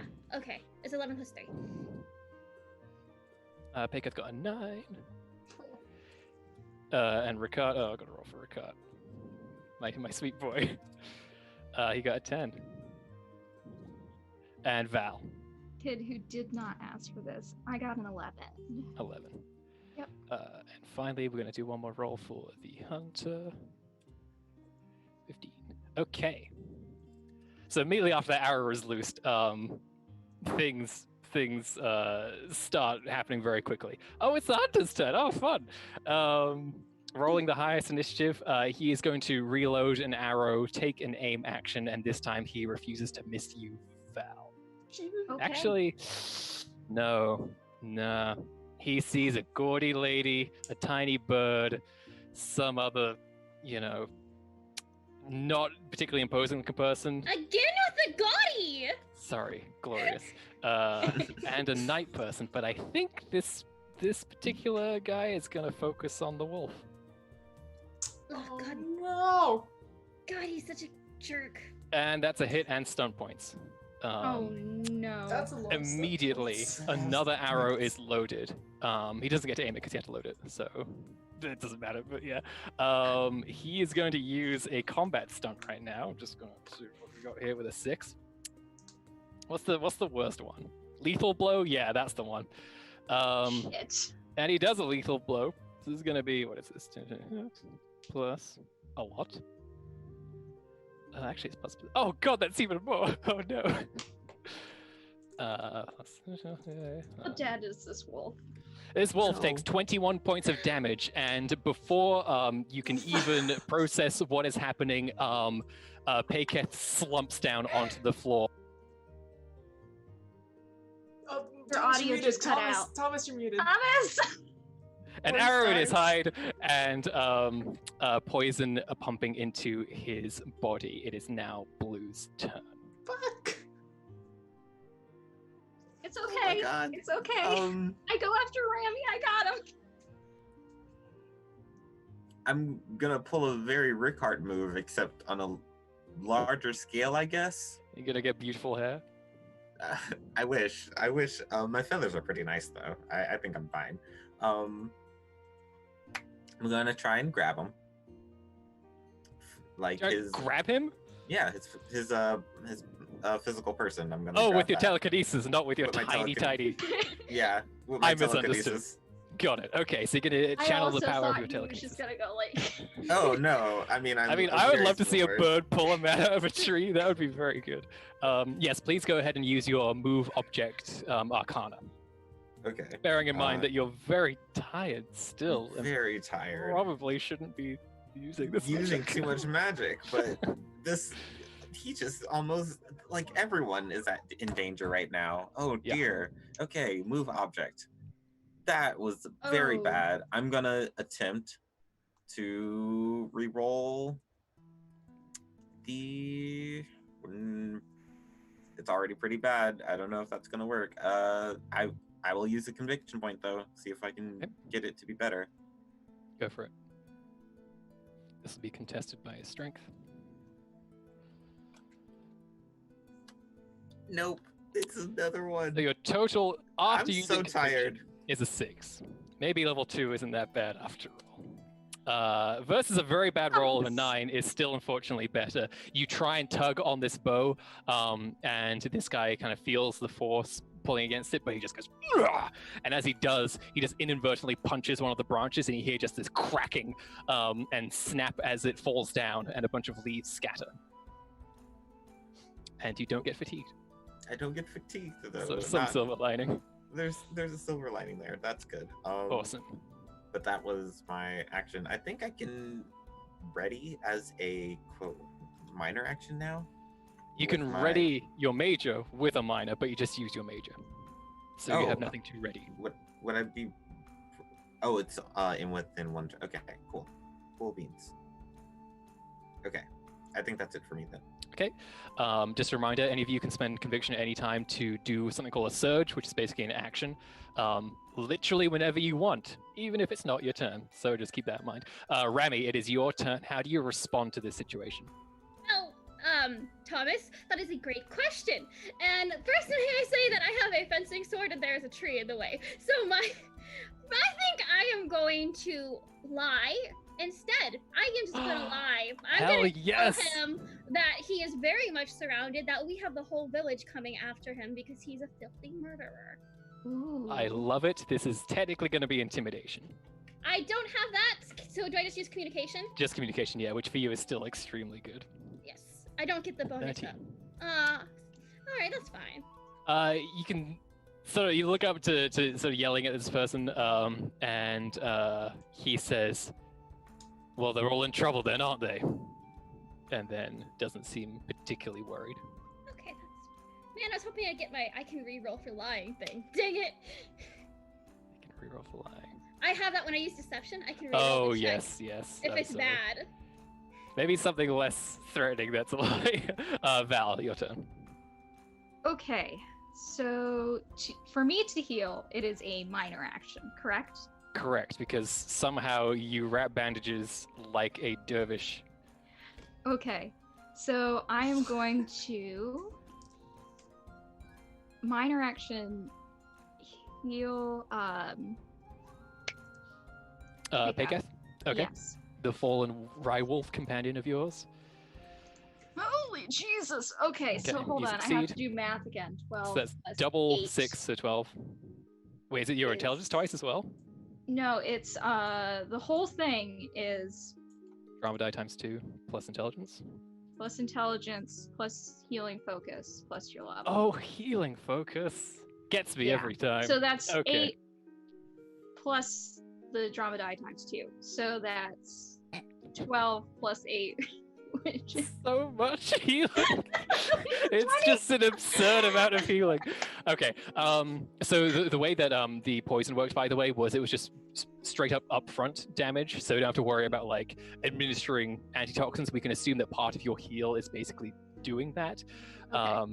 You expertly, in the span of about 3 seconds, maybe you could explain how you do this, but you remove the arrow, you suture the wound, you apply an antidote, and you also wrap a bandage. In 6 seconds. In less than that, this is a minor action. Yeah. Oh. Wow. Why are you so so good, Val? It's like an anime like transformation sequence, except healing. Just all time stops. I think that it's not necessarily that she is suturing the wound, she is like just bandaging it tight enough, almost tourniquet, like to get it like just tight enough that it's not going to fall apart, I guess. Yeah, sure. And it could So also be a it's- bit like it was more superficial than it actually seemed. Yeah. The arrow wasn't particularly deep. Yeah. Something. That's rad. Something. What do you I do for your don't main know. action? My main action. Okay. So I would actually like to back up Rami here and use images. Ooh. And so so it says you can create realistic 3-dimensional images of light occupying up to a 10-foot cube. Subject seeing the image get a perception visionary resistance to tests if they realize it, blah, blah, blah, blah. If they don't, they think it's real, but it makes no sound. So I am essentially going to try to make it look like there is a villager moving stealthily, Okay. like armed. But it wouldn't make a sound, right? It wouldn't make a sound, so that's why I'm saying Interesting. moving stealthily. Got it. Like they're Okay. quiet, but like for some reason he sees them like in the Yeah, distance or something. Sure. Go for it. Go ahead and roll your So images. that is 11. So this is your light shaping, correct? Yes. So you're like weaving strands of sunlight right now to sort of twist them to your whims. Yes. Beautiful. Okay. So that was just a 10-foot cube, so it was 11, so it succeeds. Excellent. And I'm going Not sure if this stealthy kind of silhouette of a villager appears. It's the kind of thing, if you got really close to it, it would be the most sort of like ridiculous looking like animation. But Yeah. from a distance, it's very believable. Stop motion. Yeah, a little Yeah. bit. Like the face is very just much 3 a background polygons. character, okay? This is not something that we spent a lot of time on. Excellent. Yeah, and you don't get fatigued, and you succeeded very well. So yes, you've created this illusion, and you've tried to sort of like make it obvious enough to be noticed, but not too obvious so it doesn't seem like a trick. Lovely, beautiful. Bring it to Micah's turn. I can't do anything that fancy. How far mean, up in the tree is he? How many feet? He is about. This game uses yards. He is about Oh, Thomas. 10 yards up. 30 feet. 10 yards. He's 30 Nope. feet up. He is 6 yards up. He is 6 yards up. 60. So 60 feet.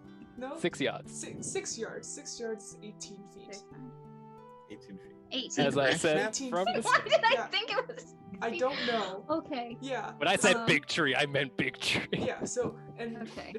so 18 feet is about 2 stories. So I'm just gonna, okay, big tree, I'm okay with that. Not 30 feet. That's No. like a 4-story house, my friend. That would be ridiculous. That would be terrifying. Okay, well I think that's fine then. I'll just take Okay. the shovel that I kind of bring around as well. I just have a bunch of Yes. mining tools, and I'm just like Yes. throw it like a pole arm up at him. What? You're gonna throw a shovel? No. I love it. If it Make make a. So I'm gonna tell you now, a shovel is not a ranged attack weapon It is traditionally. though. I think I just You reskinned a polearm. I Okay, so reskinned you pole arm have. as a shovel. I think. Okay, we can logic this out. Okay. Basically, the night people where you live, they have need of tools and they have need of weapons. And you know, over time, they've blended together because it's just more convenient to carry around that way, and there's less things to fix. Mhm. So yeah, it's kind of a shovel, but also javelin when it needs to be. I love it. I love it so much. Does it like expand out? Is it normally just like a normal shovel, but then it like transforms? Is it like a Oh, she like you pulls do? it out a bit more? Yeah, hell yeah, why Yeah. not? Cool. All right, I gotta make a note about night person technology now. Look, technology, hella good. Lost a Modular lot. weapons, beautiful, love it.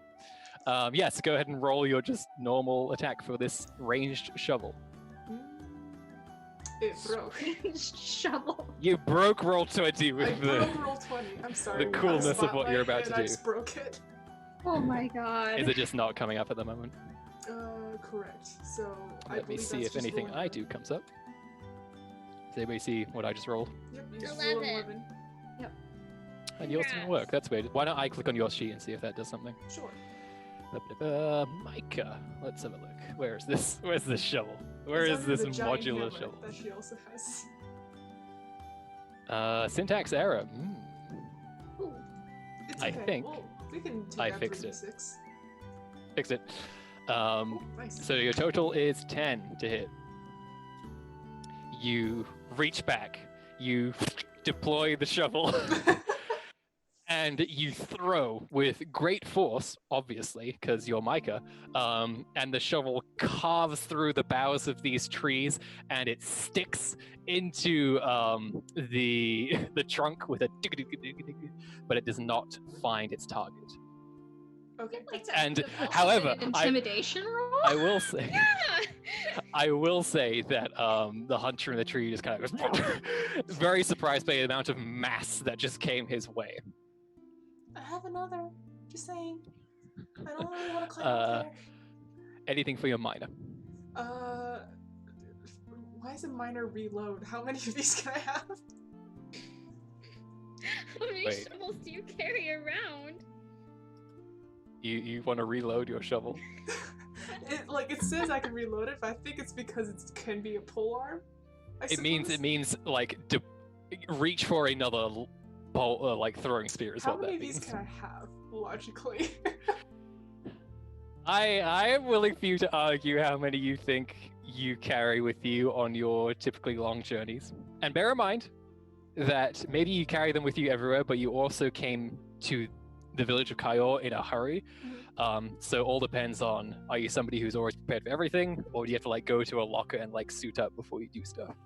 Do you carry 10 My shovels question with is you like at all visually, times? is it just like you're shooting off shovel heads at him, or so you're just carrying? He's just throwing The the whole entire thing. shovel! The entire shovel! Okay, just clarify. It's got a little fin at the end, just in case. The entire shovel! How Yeah. many throwing shovels Yeah, do you so carry? you tell me, Micah, how many shovels do Let's you just say carry? on you? 2. Let's just say Two. 2. Great, love it. So you grab for the second one. Yep. With your minor. Yep. Love it. Excellent. It is Ricard's turn. And let's see. He's going to throw some Arcana in the mix, I think. He is going to maybe not act. Yeah, he's going to roll something real quick. Oh no. Oh no. I believe in him. He's great. You can see that he is sort of preparing a spell of some kind. You feel the temperature in the air go up a little bit. And Oh Oop. no. well, that's a triple one I just rolled, everybody. That is bad. That is. You see that the base of the old noble tree ignites in a disastrously hungry flame. Oh no. The hunter yells out because this is extremely alarming.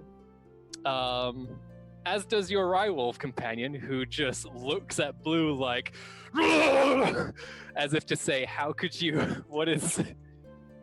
Why?" And that's Ricard's turn. Great job, Ricard. Hey, Keth. I believed in him. What are you? Hey, Keth. He's fine. He's trying. Triple ones are rough. So Payketh is kind of out of options at this point, because there's a hunter in a tree, just got shot. He is going to trust that the rest of you can follow through on some kind of plan, and he's basically going to wheel around and try and get some kind of flank going, so that if you can get the hunter in an advantageous position, he's ready to pounce. And he's just going to ignore the fact that you just set his wheel on fire. The hunter's turn once again.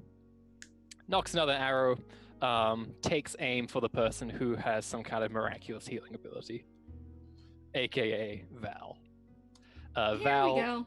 does a Aha. 9 hit. No. Nice. Another arrow quickly whizzes by your head. At this point, it's you feel a bit exposed, perhaps. But for his minor, the hunter is going to start climbing up the tree because he wants to get away from the fire, but that might not be the most sustainable solution at the moment. Blue, back to you. This fire, Yes. it is hungry and dangerous and looks very It is terrible. the most impressive flame you've ever seen summoned forth by a two-leg. Unfortunately, it's setting fire to your homeland. Yes, okay. And it was very unintentional. I'm gonna suppress flame. Yes. I'm gonna roll reduce fire. That's a 12. A 12. Huh. Does the target number increase if it's a really bad flame, or is it just a flat? Oh, it's area, right? I think it's area. Yeah, like how big the flame is. So the flame did erupt quite a bit.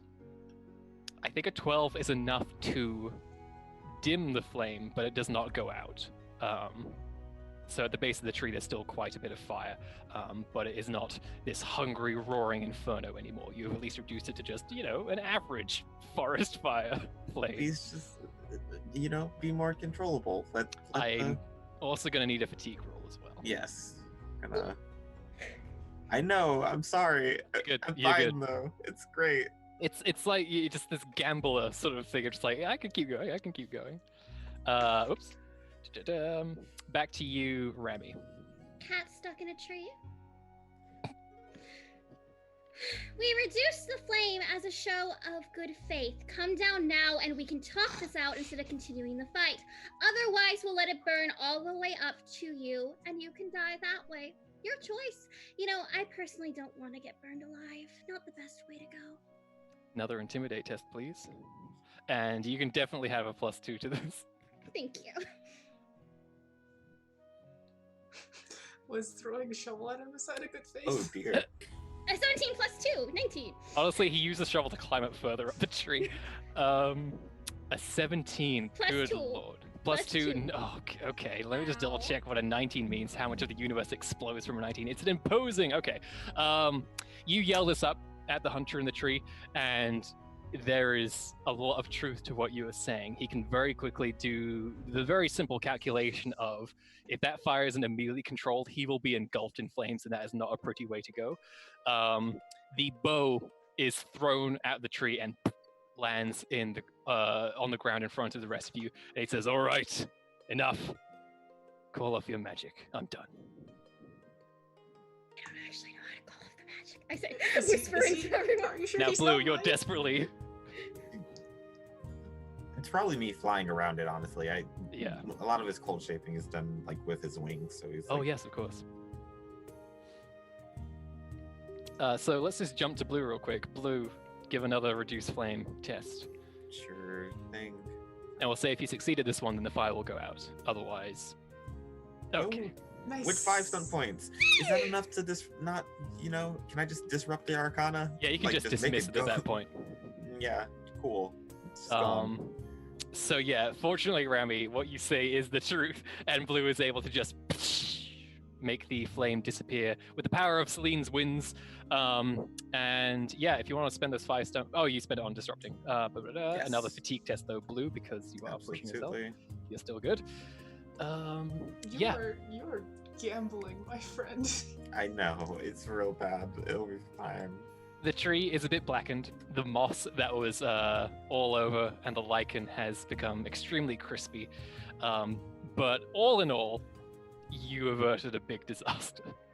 Rakat is looking, as he always looks. He seems impressed with himself, not quite understanding the ramifications of what could have happened if things got out of control. But you're not necessarily focused on Rakat right now, because the hunter starts climbing down, lands in front of the rest of you, and puts his hands up. You can see just a very sort of weathered man, big chin, big bushy beard, beautiful pearly white teeth. Micah, tie him up. I don't think I have rope. Does no one have? Do we have to carry rope? I never bought anything. Well, I think it's okay. safe to say none of you carry rope with you because you're not That's fair. adventurers. You're That's like. fair. I think I have one more more Arcana. No. Can I just I'm gonna heal the tree for one with plant Okay. growth, but I Can can you also not? engulf him in vines. What if you don't do Like- that, Blue? I mean, You're or gambling so or much. can I just smack him in the back of the head with a shovel? Whoa. My bigger problem is the tree. Like, yeah, he's a issue, but I'm looking at the tree and it's just. Oh, Oh, you can fix Okay. You can see the hunter looks at Ricard and just says, "There's something very wrong with you." And Ricard kind of looks at him like, "No, No, I don't think so. that was an extremely successful Arcana cast. It just wasn't Val quite on looks target." pissed as hell. Val, I would like Oh, good. Val, can we get a retroactive I was about to ask. wild arcane test, please? This is against what? a wild arcane test, which is discipline. Self-discipline. Sorry, self-discipline. Against a 13? 15? 15, okay, you're good. We are and the good. difficulty has increased by 1. Um, So next time it's 4. I just gonna round write that on down. him and I just go, if he has something wrong with him, then there's a fuck ton of stuff that is wrong with you. Yeah, the hunter kind of looks at you and just stands down from that. Could Rami, Micah, and Blue roll intelligence tests, please? Okay. I rolled it. Is this a cultural lore? Can I? No. It unfortunately is not. Ooh, Blue rolled a freaking 18 with 6 stun points. Hello. Holy. You all suddenly recall that this person has far more weapons on them than just that bow they dropped. Yeah, so you should take all your other weapons off right now if you want to keep this little peace happening. Otherwise, we can go back to burning you alive. Fine. And he reaches for his blades, one at a time, very slowly, drops them all in front of you. Okay, does that look like all of them? Yes. Can I tell? Okay, good. So here's the thing. Are you with Birdress Army, little bandit friends? Erdrith isn't friends with bandits. He You does part of very his anti-bandit thing, where you're kind of bandits anyway? Honestly, he's not very good at not being a bandit, but that's for another time. Are you with Birdrith? What's it to you? A lot. So you can answer, or I can let Ricard do what Ricard does. Another intimidate, please. Ricard, okay, actually, yeah, roll first. Very strange. Good Please cop, don't bad ruin. cop. 15. 15. 15, yeah. Yeah, Ricard just kind of like just cocks his head ever so slightly, and the hunter flinches a little bit.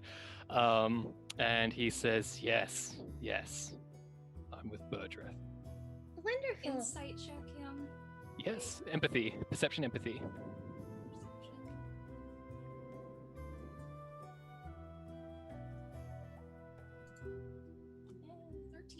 13. You believe that this person is telling the truth. Yeah. Let's have a nice little chat about exactly what Burgess has going on. I want some details. I want some stats. How many of his anti-bandits does he currently have? The hunter says, well, if I go spilling secrets like that, I wouldn't be waking up tomorrow, so... You might not wake up tomorrow anyway. Bergerith isn't here. Ricard is. You know what? I know who to be scared of, lady. Well, you know, why don't we just treat You're it looking secret for a secret or something? For instance, you know, in my home, if we have a criminal, we bury them alive, and we can hear the screams for days and days until they die from exhaustion. Your turn. All right, intimidation from you, Micah, and get conviction as well. What the fuck, Micah? That's legitimately horrifying! Rami's like just playing pretend here, and you're fucking scary! Ricard turns to you and just goes, fascinating. A 14 with 4 stun points? Nice. How would you like to spend those stun points? Let me take a look. The hunter kind of looks at you and doesn't seem to really believe that that's a thing you would do. This is just a reminder that technically we are looking for an alliance with Burdrith. Yes, What? but I still Do want we You want an lost. alliance with Burdrith? Who's in alliance we with them? Who are you people? We're Miniry Village. Hello, nice to meet you. Great, the saplings. Oh, okay. So, yeah, you don't get to be all dismissive of us, you murderer. He kind of looks at you when you say that and he goes, so I guess it was you who took my prize. We gave them a proper burial. They're not prizes. Waste. We're You know what? framing, we're just holding back. Too tired. You can know see, what? by the way, I do have that cloth though. We can gag him. I don't want to talk to this guy anymore. He's pissing me off. Do we want to just gag him? you can see that Paketh is very quietly set up behind this guy, so that in case he tries to do a run or anything like that, he will be pounced on immediately. How do we want to handle this? Are we going like trial by jury? What do? What It's- are the laws here? It's not even our village. We have to give them back to. Well, I mean, he doesn't belong to that village. how you know He was just there as a doesn't, like, guest, right? Yeah, but the crimes happened near their border, so wouldn't it be? This based is on a their this is a law? Raiden issue more than anything else. Raiden issue? Yeah, I'm, Okay. I'm wondering, like, You're what also would in Raiden all do this- in this I situation? look between Blue and Paycath, just like, how do Raiden handle this? I've never Paketh experienced this. psychically speaks to you and just says, he's given to the wheel. As in, just Like, released into the wild to like you kill him and you bury Or- his body in the ground so it makes pretty flowers? Like, As in, those of us who wish to exact vengeance do so and ensure that at least the meat doesn't go to waste. huh. So That that's makes an sense. option here. That makes sense. Oh, Micah, you're terrifying. Well, I Um, mean, I don't know, like, we don't really eat people, but it kind of makes sense. I'm gonna tug on Rami's sleeve and just go, didn't the cat say that he was with Kern? What? I don't know that. I wouldn't have Did- heard that. Did Blue tell us that at any point? Sorry, tell you what? That there's Kernish overtones here? I don't think This- Blue ever mentioned that, no. No, I don't Okay, know never anything mind, about then I that. don't say that. So, So, yeah. maybe you want to call a couple of your friends over here? Blue? The I mean- wheeled friends? Oh, I mean, would I? If you can, I don't know if you can. Okay, wait, hold on. Are we going to get in trouble as representatives of Miniry for not reporting this to proper authorities and letting Raiden Aren't I handle it? proper authority? I mean, She's like, I'm guard captain, right? Can't I just? No, like, what are You- Alden's at the- laws of this? Are they okay with just handling it to Raiden Justice? Is there... Would you like to make a cultural law test? I would like Remy? to make a cultural That lore would be test. great. I don't want to fuck this up. We've Mikey, had this town you- for like 3 days. Let's not. You found a dusty tome in the guardhouse that is basically the laws of Aldous. You don't know if it's the most recent edition, but it is up to you whether you read that, skimmed through it, or ignored it completely. Probably tried reading through it, right? It was very dry, very boring. But yeah, you can go ahead and make a cultural law test as well then. I got an 11, which isn't An great, but it's 11. also trying to figure out is murder wrong? So Yeah. You know the most easy solution to something like this is basically doing an arrest and then calling somebody from the Sovereign's Finest to come and take them away, and they will take the proper channels. I don't think appropriate. I personally want that though. I mean, yeah, in terms of what you want, absolutely not. But So, if I rolled that is a- protocol. 16. What is Yes. the actual best protocol? With The 4 best stunt protocol. points. Yeah, on a what's the law test? The best protocol is for you to arrest this person in the name of the Blue Rose, the Kingdom of the Blue Rose, rather. And then what would happen is there would be a trial where witnesses would speak, and also a psychic reader would go through this person's mind, because this is a very kind of high crime. A psychic reader would go through their mind and determine basically, why did you do this? Did you need to do it to survive? And if not, then we're going to take things to a very different place. And typically for murder charges, like, they try to reform this person best they can, but it's tricky because it comes down to how do you make it up to those people who have lost something, because sometimes they want to see justice done. And that's where the law gets a little bit tricky for you to recall. But that's what you remember the protocol being expected of you as members of the Kingdom of the Blue Rose. However, with that said, remember, you are on the frontier. Like, the law is very much in your hands out here. You definitely have expectations upon you. There's certainly something Esmira would prefer you to do. However, like, sometimes you gotta do what you gotta do out here. I propose we We were would never know. here. We let the Raiden handle it the Raiden way. We would know just from like what we learned with.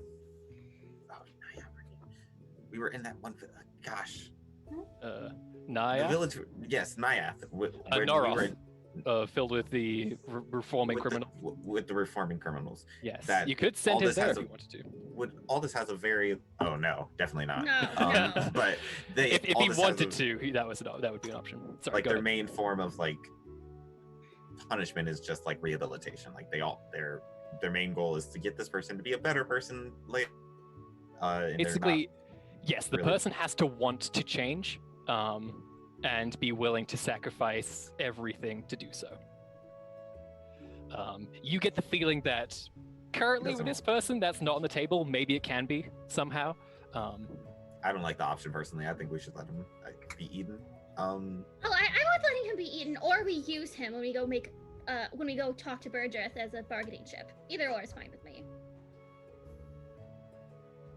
I'm sorry. That seems like really. I know it seems like a very strange thing, but there's 3 Raiden dead right now. And the Wield is just, in my opinion, the best judge here. Would I be able to contact someone who's more informed in like the Wield's ways, like what they would want? Yeah, you Ideally, have the direct, unicorn. you have Yes. direct psychic contact with Rutheria, your unicorn Yes. warden, overseer. I will contact. I thought there was a. Okay. Yeah. It's- I will don't contact test it. Etheria. Okay. Rutheria the unicorn. Yeah, you send out your psychic projection towards her, and you quickly see in your second sight way a blue ghostly image of a beautiful, resplendent unicorn. And she turns to you and she says in a just very dreamlike, ethereal voice, she says, "Greetings, Blue. For what reason do you reach out to me?" Of course, just like a little bird bow and says so today we discovered that there was a two-legged hunter who has been hunting Raiden, and so far there's 3 that have died, at least that I've found. What do you suggest we do with him? Rutheria takes a moment to, just process what you've just said, because it is a capital B, capital D, big deal. And after sort of some contemplation, she says to you, "Was this person acting of their own will?"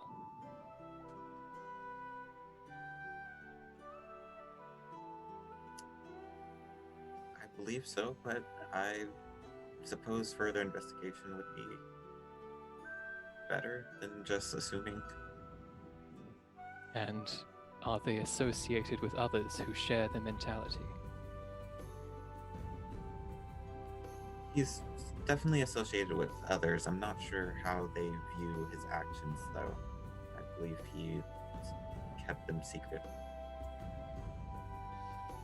If the course to you is not immediately obvious, if there are more answers that you seek, little one, then I suggest that deliverance to some of those we trust in the kingdom of the Blue Rose may yield the answers we seek so that we can best react.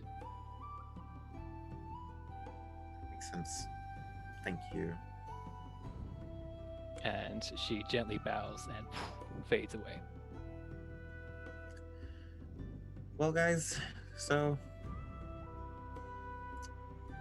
I suppose we should probably turn him over to the kingdom and do a deeper investigation into what actually is going on here. You hear Peketh growl at that, says, "What? We have him here." I agree with Peketh. Just kill him and get it over with. Directly to Peketh, I would explain that. Oh, Rutheria just gave me the guidance to say this, and it's pretty much not like an order, but pretty much just a piece of guidance from a unicorn. I'm trying. The guidance of unicorns has had me questioning of late, but I will not stop you. There's a common theme among the right now. Thank you. And with that, Peketh kind of just says to the rest of you, "I trust that you have this handled then." He looks at you, Val, and says, "Thank you for your assistance." Thank you for yours. You're welcome. And he starts to leave. At least this way we'll have all the information we need. Yes. Can I All punch the him now? information we need. Yeah, you can punch him out. Okay. Whoa. Out cold immediately. Mike, could you just fireman carry this guy? Yeah. He is a big burly Well, man, so no, make I a don't Mike. fireman carry him. Can I just drag him by the ankle behind me? Well, Yeah, you can. Okay. Are we good Thanks. people? what? And with we're that, great. let's call it a break for now. And we will return very shortly. Thanks for joining us, everybody. We'll be right back. We'll be right back, guys. Be right back. Oof. Dragging a criminal through the woods. Grammy might have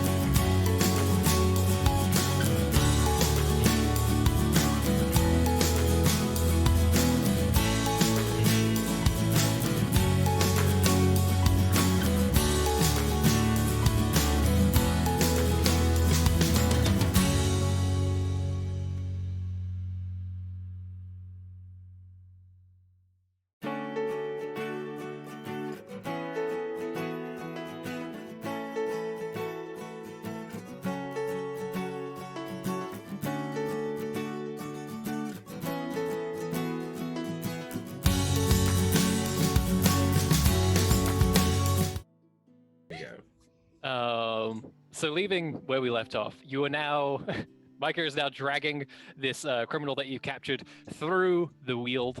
You are heading back, I assume, to Kyor to mount up on your horses and go back to Miniry. Is that correct? Excellent.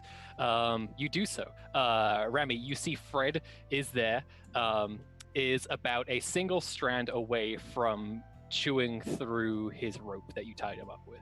Uh-oh. We're gonna bedazzle the next one, buddy. I pet him. Gold-plated. Excellent. So you all mount up.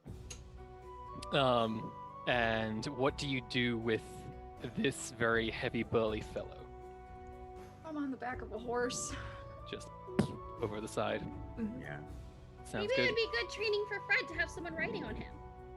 I don't want This guy's Fred to very run away heavy. with him. Oh, okay, Yeah. never mind. The never sturdiest horse that we have. God, that would be the best random encounter in another RPG. You see a giant peacock with some guy hogtied on the back. No indication of where he came from. Mind. Do it! This is very I'll add that. Weird West vibes. Yeah. Okay, yes, so you head on back to Miniry. There's no rush this time around, so you have to go through a galloping frenzy. You can really take it easy. If you're at a level of winded or... No, just winded, then you can recover from that. You can also heal, because you're having what is known as a breather. So, Mikey, you can just heal for those couple of hit points that you do not currently have. Sure. And you return to the beautiful, calm village of Miniry, and everybody seems to be walking around like a person, not on four little tiny paws. And yeah, once you arrive, you probably want to immediately talk to the council about what just happened and deal Yes. with this guy. So where do you go? And we can fast forward through this a little bit if you don't want to just debrief the last adventure. Should we just say that you take the criminal, chuck him in, I guess... Hey, Micah, what's the jail cell situation like? Sturdiest cell. There is exactly one cell. It is rather sturdily. It is sturdily built.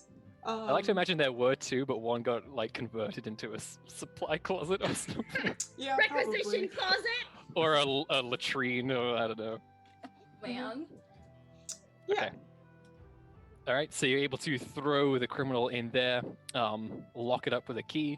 Do you keep somebody there watching over him? Yeah, I keep someone watching over, and then I also just like chuck a giant rock in front of the door. It's just like, if he gets the key, he's not gonna open the door. He can't open the door, okay? That is wonderful. Please just make a might test for me so I can see how heavy this rock is. Oh, okay. My solution to everything is just a giant rock. So it's a 14. It's very effective. Yeah. 14. Excellent. So basically, if he were to ever get the key, he would need more than a 14, probably with a penalty, because pushing against a rock is harder than just lifting it up. Mhm. So good to know for the future if that ever comes up. So then the rest of you go to debrief with the council. Do you kind of assemble everybody, or do you just tell Esmira or anybody else? Who would be like the people that really need to know? Probably Esmira. You probably don't need to tell the treasurer about this, though she might like to be included. You probably don't need to tell the port authority. And the rest of you are here, so that's everyone. Yeah, I think just as Mira then. Maybe Lizilla. Up to you. I know. Let's just talk to Esmira. Ismira, yes. Yes, okay. Okay. Just as Mira. Yeah, you can touch base with her and explain what happened. I think Alzani appears as well, because he's the one who, of course, noticed the village was not right. And he just kind of quietly sits there absorbing the things that you're saying. And you explain that there was a problem that has since been dealt with, and it's a bit of a loose end now. Is there any particular detail you would like to raise with Esmir, or any advice you would like, or is it basically open and shut what you tell her? I would like to highlight the possible wrench that this throws into the Yes. upcoming negotiations with Burdrith and his Mhm. posse. Yeah. She says this is extremely bad because if this is the kind of behavior that Burdreth allows or even encourages, then this is not an ally we can have. This is an enemy of the crown and of the wheel that we need to deal with. And it's going to, if they are as well equipped and as dug in as we believe, it could turn into a bit of a war zone, which is going to hamper our alliance with the forest folk here as well. Yes, I make a point to highlight how our actions going forward, especially involving him, and how much of this Bertrand knows about, will definitely affect our relationship as us as Raiden, with the Weald, and with the Forest Folk altogether. Yeah, I think Esmira says to you, and of course, Blue, we truly value everything you can tell us about how to best handle this situation, and I am deeply regretful that something like this happened and that you had to deal with it. But it seems like Rutheria picked the correct agent for this. Thank you. I also deeply saddened by what has happened, but I'm also glad that I was there to, see this and confront it. Any other things you would like to say to Esmira? Actually, I think we probably should notify the Port Authority just in case he does escape and tries to escape by boat. Like, we should let it be. That is a good point. Alzani, who's like in the background, just kind of like phased out at this point, just says, "I'll do it," and just runs And as is his way to inform Ozzy. He just wants something to do. He's a bored teenager. He's looking for work. Oh, All right. Anything else? No, I think I understood everything that happened. So we just said, here's the situation, pretty much. Yeah. Mm-hmm. Yes. And this might affect our going conversations with the anti-bandit bandits. Yes. Yeah, I think Esmira at that point says, well, you've clearly all done a lot, and you are in need of rest. So please, take it easy for today. Anything else that comes up, the rest of the council will handle it. Thank you all for everything you have done. You just saved a village, and I'm sure that it will be very nice to have other people at our backs, knowing that we have theirs as well.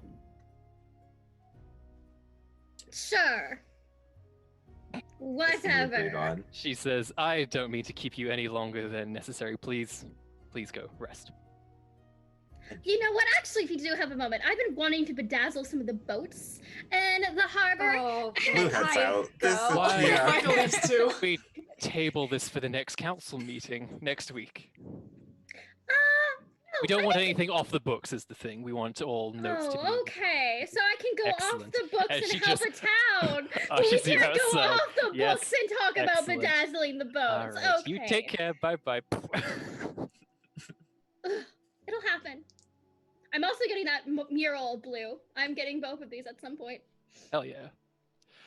So currently, plans for today, Val's having a big dinner for everybody in the evening, which Val, on top of everything that's happened today, is probably a bit of work. completely forgotten about until she probably steps through the threshold of her house and is like, shit. Yes, excellent. So while everybody is getting ready for that, is there anything that the rest of you just go about during the day? Any things you would like to pursue? Any people you would like to talk to? Aside from getting ready for this dinner. Yeah, I was really tactical in the last meeting, so I want to spread out some information that my dad was a librarian and I was forced to read a lot of books. And now I Interesting. hate books, so I'm petitioning that we don't make a school so children will not have to go through that suffering. That's my goal. That's a big leap of things. Okay. So, in order to Oh, become, boy. in the eyes of the town, not particularly astute, you would like to now have a war on. You would like to begin a war on books, learning, and a new school in this place. Rami, Yes. why would you make an enemy of me? Why must you do this? Why did you try to poison me, Val? Ooh. Well, Oh damn. Strange physiology and a weird reaction to medication. it is fair to say that you two never discussed this. So Remy, yes, there's not a whole lot you can get done at the moment, but you can definitely draft up some things for the next printing of the paper, to shove into in space to just be like, this is all fine, and just get it in there. The point isn't to actually write a good article that we shouldn't open the school. I'm making it as ridiculous as possible. I want the school to be open. The point is to just throw people off the fact that I did something smart, and I want them to think I'm an idiot again. I'm going to give you a conviction for your disruptiveness regardless. Okay. That's great. I'll take it. All right. Anybody else? I guess Micah's gonna go back and look at some reports and make sure nothing was on fire. Was anything on fire? Nothing was on fire during the 4 hours you were gone. I can't believe it was only 4 hours because it's like extended over like 3 sessions. Yep. Time is strange. Gonna sleep probably. Just go back to my nestle in and rest.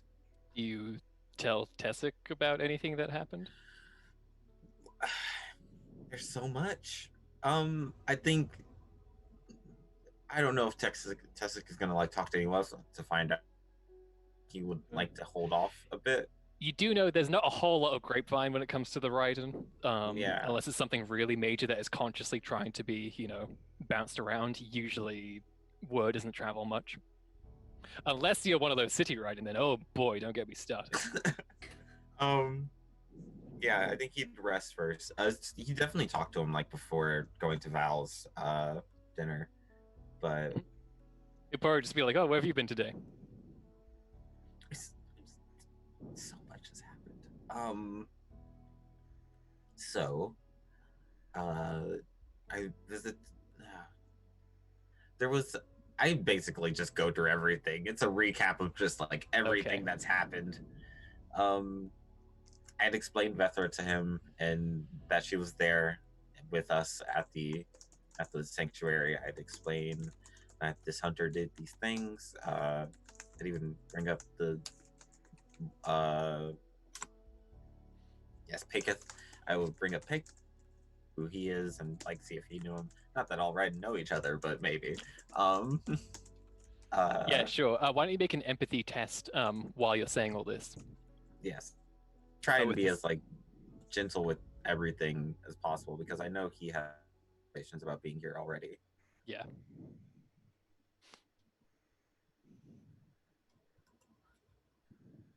Uh, 17. 17. So this Can might I use be my intensity too? I can add. Yes, you can add an extra 2. Oh, Yeah, he's my best friend. Yeah, absolutely. So yeah. 19 total. Mhm. You uncover something about Tessic that you had not realized up until this moment. And it stems from the story that you told about Vethra and the retelling of what happened at the Sky Gallopus shrine. You see that Tessic, the way he is so withdrawn when you talk about it and how he doesn't really have any response to that particular part of your recitation, he has serious trauma from that day, and you know that it is now kind of like previous things are starting to make sense about him. You always thought he was just like a little bit lazy, try to sort of distance himself from humany things too much because he might change or whatever. You see now that he has a cowardice that manifests from being kind of thrown into such a fire. And it is something that he hasn't really known how to deal with. And yeah, it's something you didn't notice before because he kind of masked it. But now you can clearly see that he is now deeply afraid of something like that ever happening again. And you think it is directly influencing his actions and decisions to this very day. But you finish your story, kind of digesting that as you get through it. When you mention Paketh, he just kind of goes, wolves always have been hunting and tracking it. Yeah, he would certainly like noticing that he would kind of like soften up even more a bit. I don't know if there's like an animal version of a hug. I feel like it's an eye thing that animals do, but like, he like gives maybe a bit of psychic something that's not quite talking, but not nothing. Yeah, like just try and reassure him that things Psychic are better hug. now, and what we're doing here will essentially, it's all to work towards that, something like that never happening again. Yeah.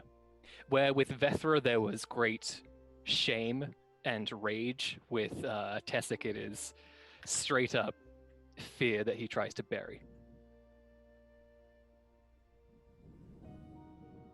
But yeah, he says, sounds like you had quite a day, boss. Oof, glad I wasn't in your position. I was just relaxing here, keeping an eye on everything, keeping everything safe.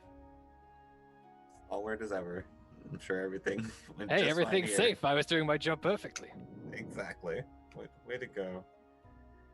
Doing great. Is there anything else you say to him? I'd probably just rest at that point. Yeah. Yeah. Does he stay in the tree with me? Does he have like a Yeah, branch that's that a like favorite branch. Yeah. Cool.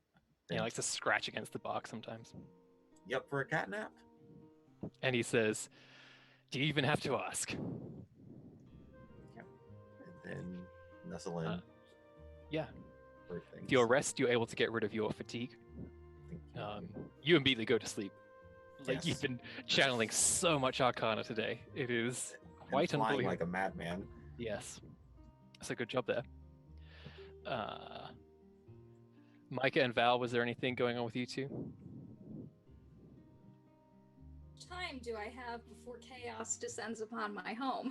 At this point, do you have early dinners usually?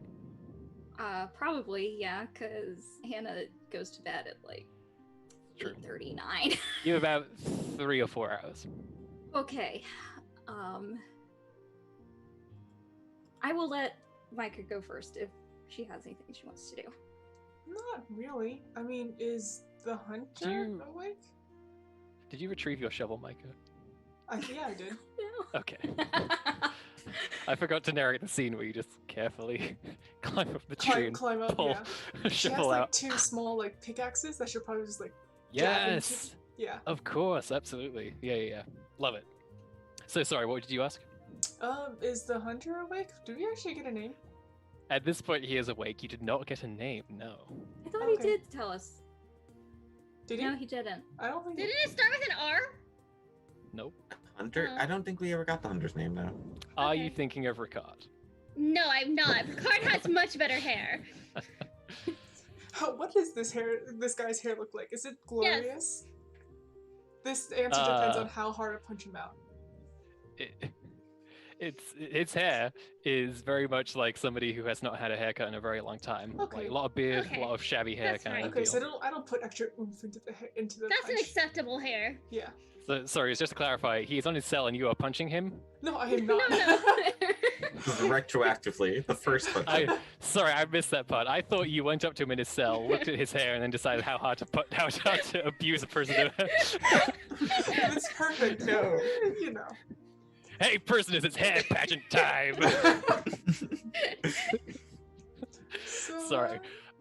Yeah, he is currently awake. Your punching definitely clocked him for a while, but at this point he is up. There's a bit of water that you give him in his cell, but otherwise not much, and he's just kind of sitting there in the corner. What are you looking at?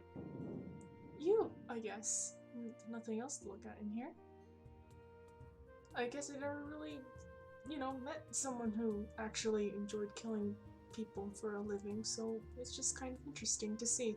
You seem kind of normal and not, like a spooky sorcerer kind of thing. Your hair's a bit messy though. He kind of looks up at his strand of hair and shakes a little bit. And he says, "You are a bit of a fresh daisy, aren't you?" Which one's the daisy again? Is that Tiny. one? Oh, the Tiny small little ones? colors of snow. I can't really...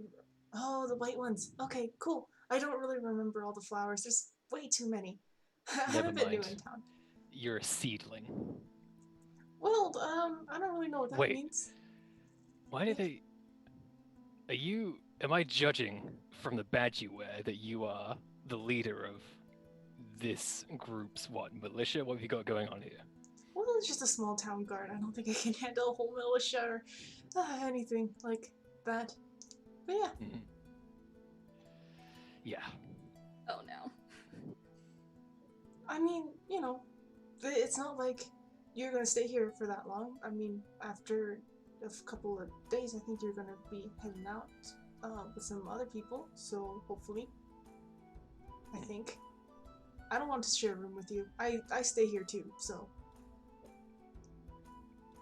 do you have a name I should call you by? Because Mr. Hunter, murderer guy is kind of a mouthful. Akari. Cool. How do you spell that?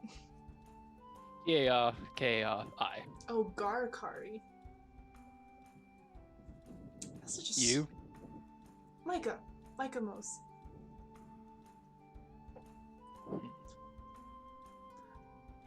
So it's just like an awkward, just like stare down. He kind of just, like look massages here, his face a little bit and says, "You certainly know how to hit people, Micah Mose."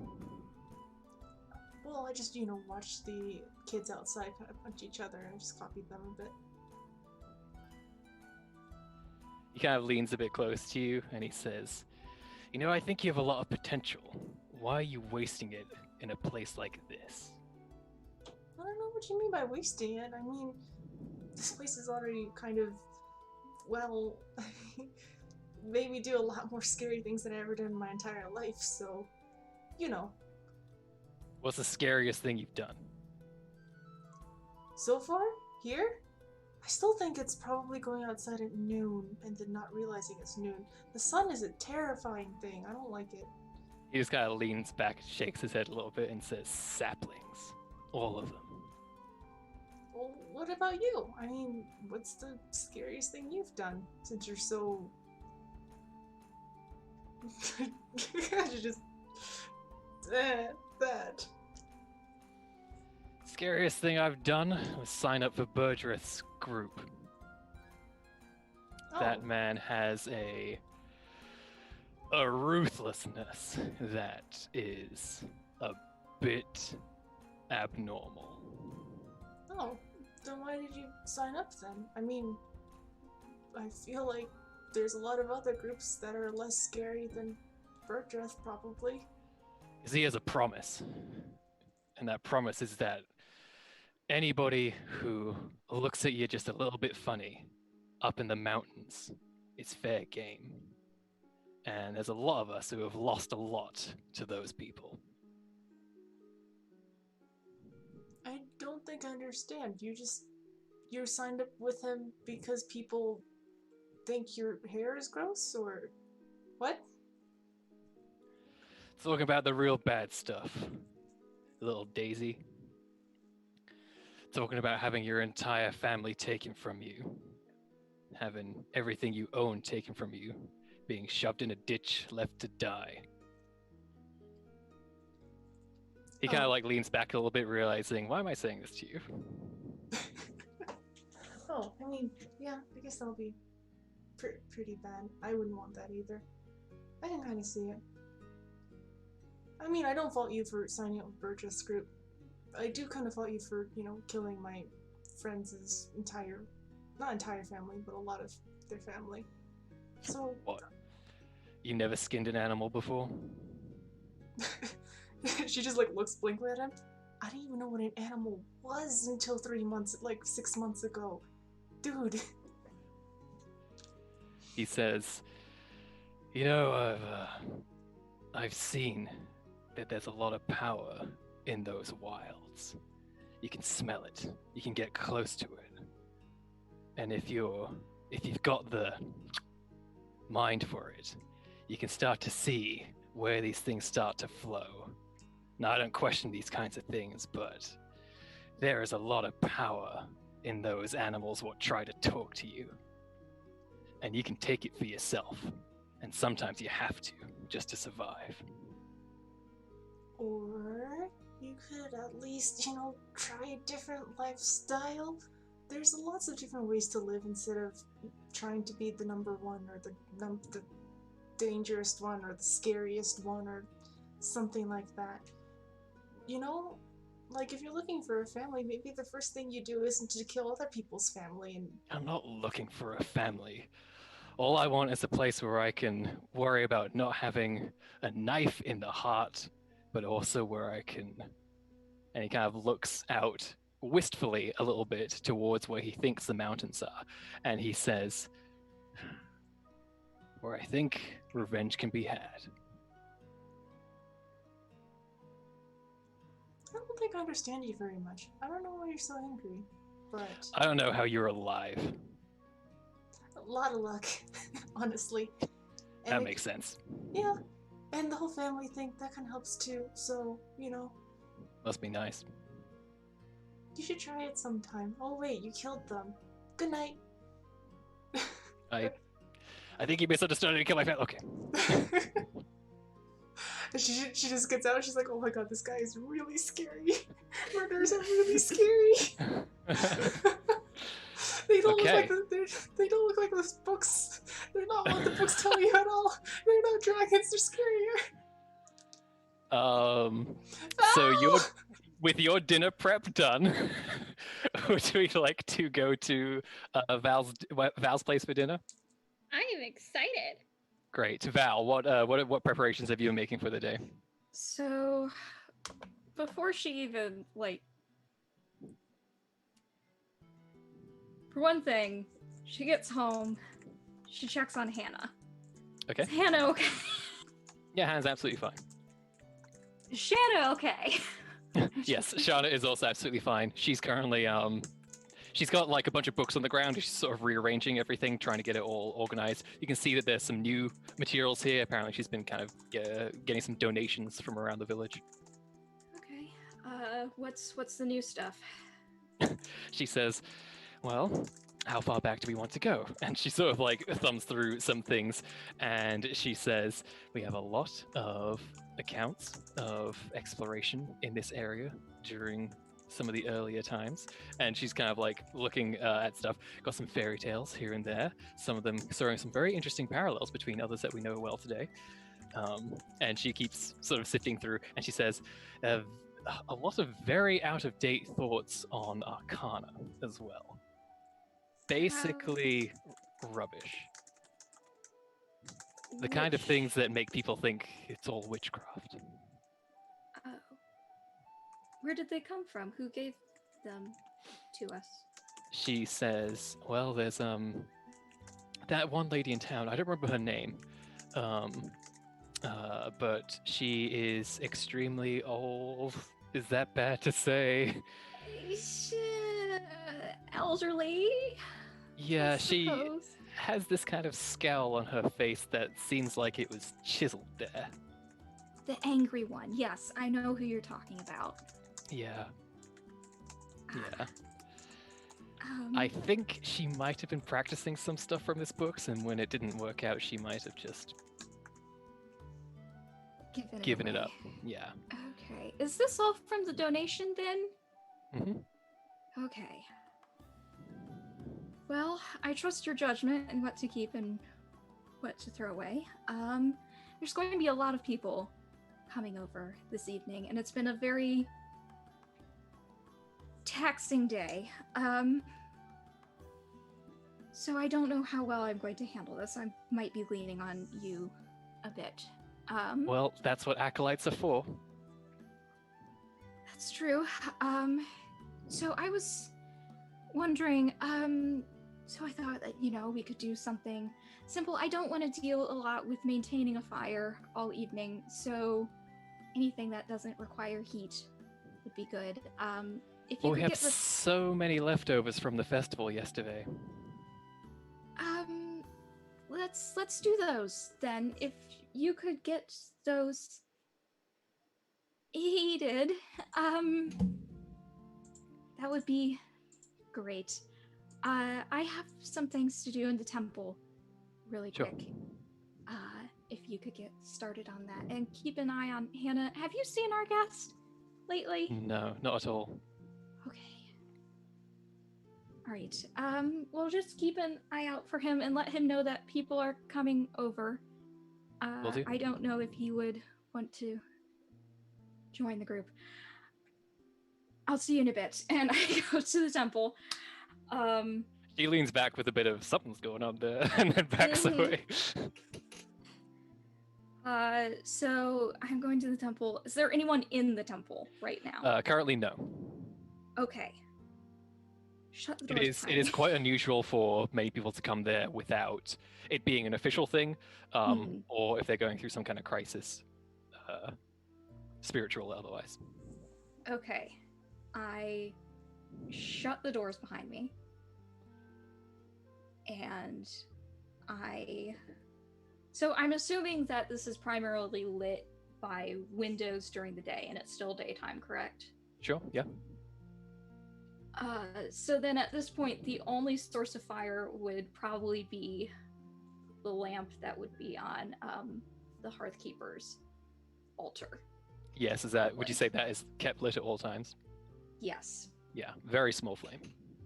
And it's basically just like a little oil lamp kind of. Yeah, very thing. Efficient. And she very shakily goes over to it. And she extinguishes it.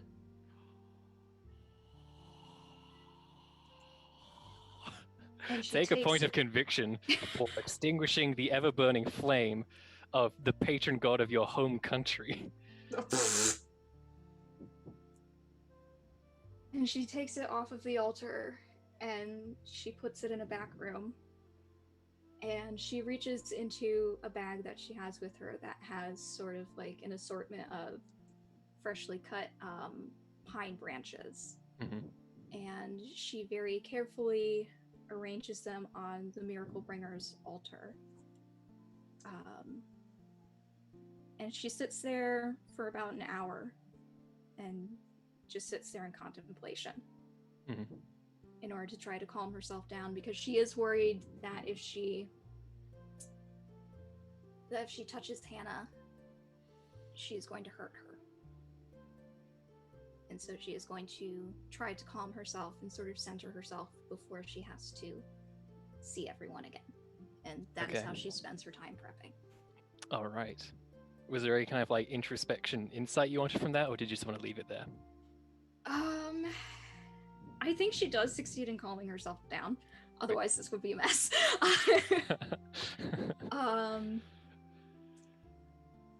Yeah, I think she's just asking for guidance. Yeah, sort of this whole thing of like, you've led me here. What do you want me to do with all of this that is happening? What was I supposed to do if they tried to kill him? Just asking for help in general. Would you like to roll a religion test? Sure. This might not go well. He says, they did what? No. Jokes. Is this religious lore, or is this... What is this? Really? This would probably be a willpower. There's a bunch of weird spiritual stuff. Faith? Meditation? Yes, that's... Faith exactly is what it would be. Oh, that's an awful roll. That is an 8. So an 8, what an 8 means is that it's slightly better than a routine difficulty, but harder, less than an easy difficulty. So it is fair to say that there's not necessarily a whole lot you draw upon from faith itself to help you out, but more of just maybe just time and just the meditative process of sitting in a room alone for a long time is what helps you the most, but not any kind of keen insight, unfortunately. Okay. Then after she's collected herself, she gets up. Yeah, my head's low for that too. Oh well. And she goes to help with the meal prep. Excellent. Okay, who arrives first? An excellent question. Rami does, but it's with Rami a peace does. offering. She's going to come over to Val and immediately say, this was a really rough day. Do you want to do this later? Because I'm pretty sure you know I'm going to be nosy as hell the minute I step in. We can do this another day. when you're not completely exhausted. I'm not a bully. I don't want to bully you into your house and then badger you with questions. We can do this when you're feeling just as feisty and you can yell at me about hating books or something. You're gonna like my newest article, by the way. Oh no. I mean, if you don't want to badger people, then just don't badger people. That is I enjoy badgering people. It's one of my greatest joys in life. I am offering you as a kindness to not do it today because you had a rough time and I am a good, giving person. The moral of this story is whether or not I am tired, we're going to have to go through this at some point. That's true. And not to some point. I'm going to continuously bug you. It's kind of fun. So, we can put it off for another day, or it can be tonight and the next day, and the next, and the next, and the next, until I get what I want. What do you want? I want to know why you're lying to protect that guy. Like, why are you trying to say that?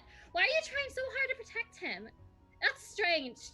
You normally don't care that much, but you're putting so much work and effort into it. Is he a secret lover? That's kind of where I am currently. That face tells me everything. Not a secret lover, but interesting. Okay, so why else would you want so badly to keep his secrets and protect him and tell me nothing? Mommy, I cannot tell you.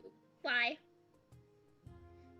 I cannot tell you why I cannot tell you, and I cannot tell you why I cannot do that either, and I just... I've never seen You hear, Mom, everything okay? You're distressing the child. You're distressing me, okay? I came here in peace, offering to back off. But you're never going to back off. You're I think offering at to... this point, another person arrives. You've been standing at the door, at the threshold long enough for other party or other dinner guests to arrive. Is it Blue or is it Micah? Blue's probably still asleep, right? Blue might have overslept. That's possible. Also, That's very social fair. nice time. That's not like a His Yeah. thing. I'll probably show up next. It's like dinner's at 6 and you're like, what? Should I come back? Yes, Micah, everybody as- come in! Everybody come in! As you're coming up, Micah, so is Lizella and her husband, a man called Morik, who is sort of the de facto smithy of this town. Bit of an older gentleman, a very sort of nice, distinguished beard, tiny little spectacles that he wears. It looks like Lizella has done her best to get him somewhat tidied up because he's usually in work mode. But they both kind of say their greetings and kind of just, you see Lizelle looks at this sort of situation at the door and just goes, are we eating inside or are we just talking out here all night? We're eating inside. Please come in. Please come in. It's wonderful to see you both. Please come in. Yes, thank She you very just waves everyone and gives Rami a Just look a like, hug. please behave. I'm always behaving. But you behave in a certain way. I rescued you like, what, 5 hours ago? I never got a thank you. And then I just walk in. Thank you. And I shut You're the door. welcome. Thanks for inviting us. Then Micah's just gonna Very like welcome. awkwardly like creep by because she's like, Val looks pissed. So Micah, Suna, your lieutenant, somewhat self-appointed lieutenant, came with you as well. So she's just kind of like standing behind you, like as a diligent second hand should, and she just kind of whispers to you, "What, Cat? How do we deal with this?" There's nothing to deal with. I think we just maybe just act normal. I don't think You know, they're gonna God- try to kill each other. I guess guards are meant to be very good at like standing around looking awkward, right? Yeah. She like yeah, let's just do straightens that. up and just stands there. Looking awkward, and I guess Michael will be too, just like awkwardly standing there. Hi, Anna. I mean, Sort of sees Hannah and just goes, move along, citizen." I'll show you the. Really This is gonna go great, guys. I'll show you the really cool quartz I collected later. Just yeah, go play. Excellent. And eventually everybody arrives. It's not necessarily the most, formal of things. It's very much get food in everybody quickly. So you all sit down on a massive, big table that Val has, and food quickly starts coming out. More guests arrive. Blue, you're a bit late as far as you can tell, but I think everybody can forgive you of that given the circumstances. Yeah. Lazella is also there, and her Cariad, Dorothea, who as she strikes you as sort of nobility a little bit, as does Esmira actually. But Dorothea is not necessarily a person in this town who has a lot to do. She's really here for her wife, and that's about it. But you've met her before. She's a very pleasant person, and they all say their greetings. Welcome them as graciously as my frazzled self can at this point. And I continue to bring out food and make sure that everyone is comfortable and everyone's seated and everyone has drinks and everything is going smoothly. You know that Ricard isn't here, and you often have an open invitation for him. More lately, he hasn't really been showing up. Nothing, worrying there. It's just that he often forgets about things. Yeah. It's also crowded, and sometimes it's not really his scene. So yes, very much, very much. He often shows up at the ones that have the least people. Yes, which are usually the holy days. Yeah. Oh. So you, so you all sad. sit down, start chowing down. It's a bit of an everything stew situation. Very good, very hearty. Any particular conversations or things that you do while at the dinner table with all these people? I guess I'll just try to talk with Hannah as much as possible because I feel like I haven't been around that much. Yeah. These past few days. See how her independent studies are going. What kind of mischief she's getting up to. Also just keeping an eagle eye out for if our guest enters the room, just to diffuse the situation if necessary.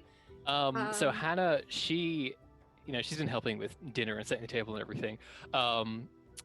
When she notices that Ricard isn't coming, she kind of looks to you and asks what's going on, and you explain. And then she says, she kind of takes a moment to be quiet, and then she says, "Mom, could you teach me Arcana?" Yes, if you wanted me to. Can you teach me to throw fireballs? No. Suddenly, all of you, just the flaming tree flashes in your mind. Except for you, Val. Other things flash in your mind. Yeah. I don't know that type of magic, and that can be very dangerous. So you have to be very careful with it. But if you're being judicious, isn't that okay? That was a very good use of that word. I'm very proud of you. Big old smile. If you are being judicious, yes, it can be safe. I just don't know how to teach you that, unfortunately. Hey, Ricard, teach me that?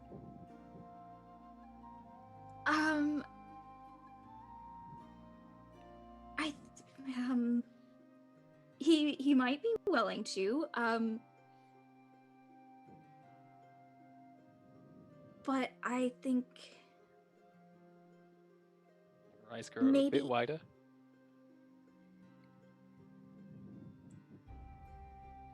if you would like to learn it, he can teach you.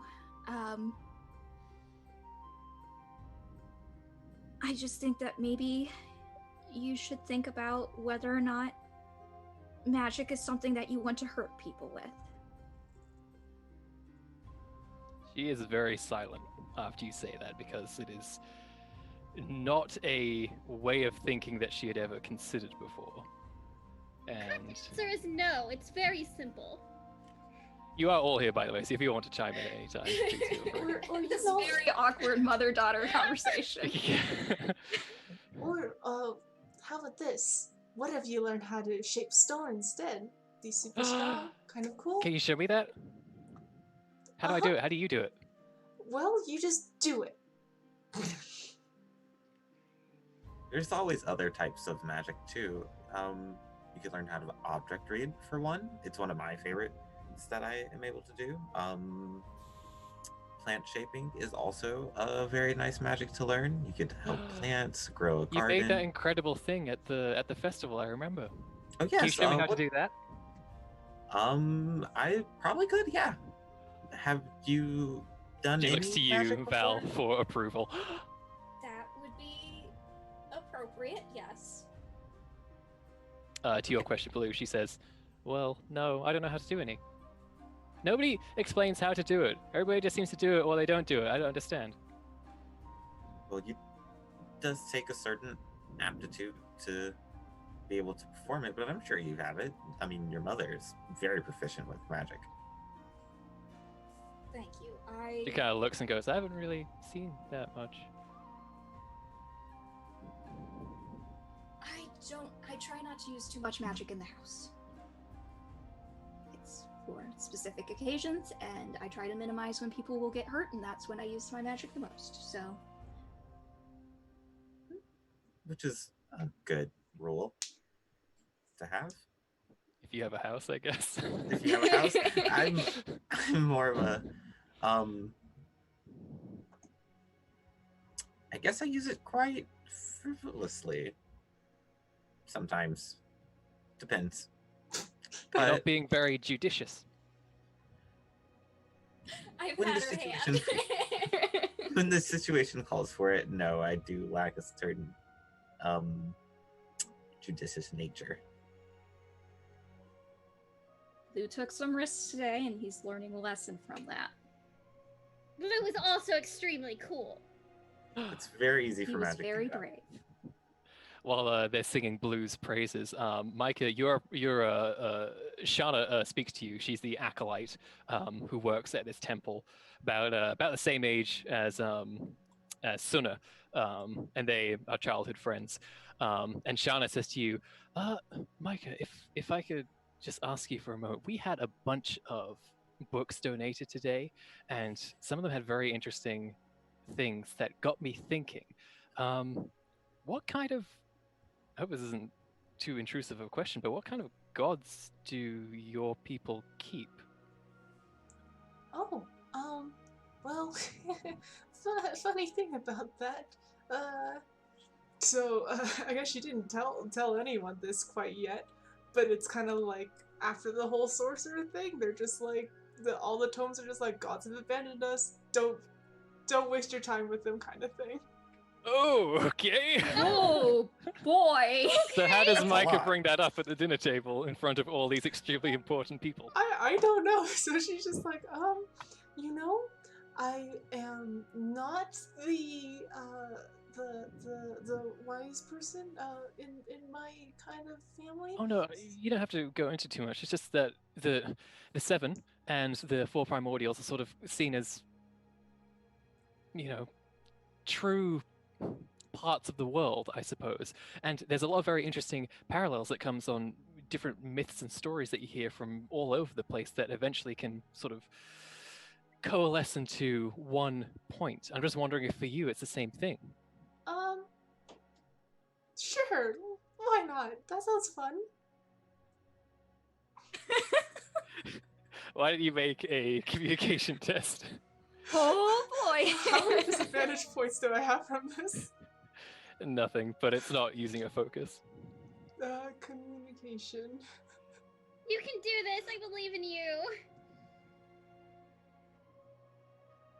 10? Okay. 10? 10 and 3 stump points if you would like to expend those to get her off your back, as it were. Sure. Let me take a look at those. Go Yeah, on. with the 10, Shauna just kind of like looks at you and sort of sees like, oh, maybe I'm stepping on a toe here, and she says, very interesting, how it is, and tries to sort of back out of the conversation. Okay, yeah, honestly, if she's backing out, I'm fine with that. Excellent. Yeah, her and Suna start chatting up something fierce. Rami. It isn't long before you invoke the ire of Lizella, as you are prone to do. The somewhat cantankerous elderly lady who is. I actually meant it to Val when I said I was gonna back off. I've been on good behavior. But yes, Lizella says to you, she basically says, now, Remy, given the new difficulties that our village is facing, I think it's very important that we rein in certain ideas, especially involving eccentric patrons of this place. I agree we should rein in certain ideas. I actually have an article talking just about reining in certain ideas good. coming I out. can't wait to read that. I'm sure I love it. Also, just to let you know again, we don't allow opinion pieces from outside of the newspaper staff, so if you will stop sending me those responses to my articles, I would really appreciate it. Well, then maybe you'll start writing something worth reading. I think... You're mean. That came from her husband. Oh. Sorry. Just a You can see he's just like he's just cutting into his food like even deeper, just like. Well, to have that opinion means you had to have read it, so. Yes, I tend to read things that slander me. Hey, what about the snowball one? That was funny. That was cute. Thank you so much for humiliating me for wanting to have fun with my family. I actually wrote that as a way to humanize you because everyone thinks you're stiff, boring, and kind of a demon. So I wrote it in a way that would make you seem a lot more friendly, approachable, and nice. And now you're mad that you might have a soul and look like it to other people. Boo-hoo. She looks at you, and this kind of exchange keeps going on a little bit. Eventually, her husband Morik like steps in and says, "Hey, how about we don't talk about work anymore?" And Lizella says, "We weren't speaking about work." He says, "Yep, no work talk at the table." That's what I say. You know, I've been thinking, Micah. Yes. How is I haven't checked in on you in a while. How is the guard in terms of equipment? I don't get to do it a whole lot these days, but back in my day, I was quite the armor smith, as it were. How are we doing on the situation? You're working with, bottom of the barrel stuff. I want you to imagine for a second that we're playing an RPG, Yes. and you stroll into a village, and say you're an evil party, and you just kill some of the village guard, and you loot them. You would not expect good loot. Let me put it that way. Okay. It's bad. It's not terrible, but like you are equipped in the same way. Like it's very ragtag. Oh, okay. Well, I can't really complain. It's a lot better than it was at home. It's just, it's all like nice and we might need more stuff. Sorry. Well, yes, I could certainly look into that if you want. Especially for you, as the guard captain, you should stand out amongst the rest. I can make you a nice cuirass, or perhaps a new hammer. Would you like that? No. I mean, no, thank you. Oh. I like this one. This one's just fine. But, for everyone else, and that way we don't have to use, shovels anymore. I mean, I like mine, but, not all shovels will be the same. Well, at the very least, let me make you something a little more protective around the body sort of area. I'd hate for you to run in with another ogre and get a bit splattered. Another. Oh, okay. Don't worry about that. Micah's so proficient against fighting against ogres. Thanks, I guess. I mean, she's just face falling. Actually, me for other people would be nice. Yeah, that would be nice if that isn't a big deal and wouldn't cost anything extra too much. Well, from what I've heard from the tunneling, there's we run into a bit of ore, which is unfortunate for them, but quite fortunate for us. So it will be giving me time to work on many projects that I've been looking forward to in a while. Okay. So yes, we could call it pro bono, and as we're outfitting the rest of the guard, well, he kind of like turns to Lizella, who's just kind of looking at him, and she says, "Yes, we can work out the cost of that later. It'd be a nice change from making weather vanes and nails, as it were." Okay, well, if that's if that's not a big deal for you, then No, absolutely. I have been missing doing some armor work. So yes, just come down. We can get your measurements and get you outfitted right. She actually looks kind of excited. She's like, "Wow, it's gonna be like official. I'm gonna start them training and actually moving heavier rocks." Okay, sounds good. And she's like, okay, now you like get their measurements and you coordinate. Okay, So yeah. You can hear that Suna and Shana are laughing about something, and they're nearest to you, I think, Val. And Shana says to you, Val, remind me, what exactly, if something, let's say, bad was going to happen to the village again, are we ready for that? Bad in what way? So Shana and Suna both kind of look at each other, and Suna speaks up this time, and she says, well, it wasn't too long ago, just a bit before you arrived. A few years ago. I don't know, it's hard to remember. We had a bit of a scare when some folks attacked us, and we weren't exactly prepared for it back then. We're much better now, though, aren't we, Cap? Huh? What? Yeah, listen to that. Confidence. We lost somebody dear to us. Doric was his name. He was points to Micah. He was her predecessor. He was a good guy. Called him the old goat, we did. You should have heard him just walking around. You would have loved it. How did he go? And she kind of like looks to Shana, and she's like, oh, you do it so much better. You do it. And Suna goes, oh, hello, yes, must do the regiment. Yes, left, right. And like Shana is just laughing so hard. You hear a big old snort come from her as well. And she's like, yep, just like that. And Suna says to you, bit of a spacey head kind of type, but he meant well, you know. I don't think I've seen anybody with more dedication to trying to keep this place safe, and I miss him. He sounds like a wonderful, wonderful man. And if you ever want to leave an offering for him or talk about his passing, I am here to do that in my official capacity. She very quickly kind of shuts down and says, I'm fine. Don't need to talk about that. And then, you know, Shana just kind of goes, oh, yes, left, right, here we go.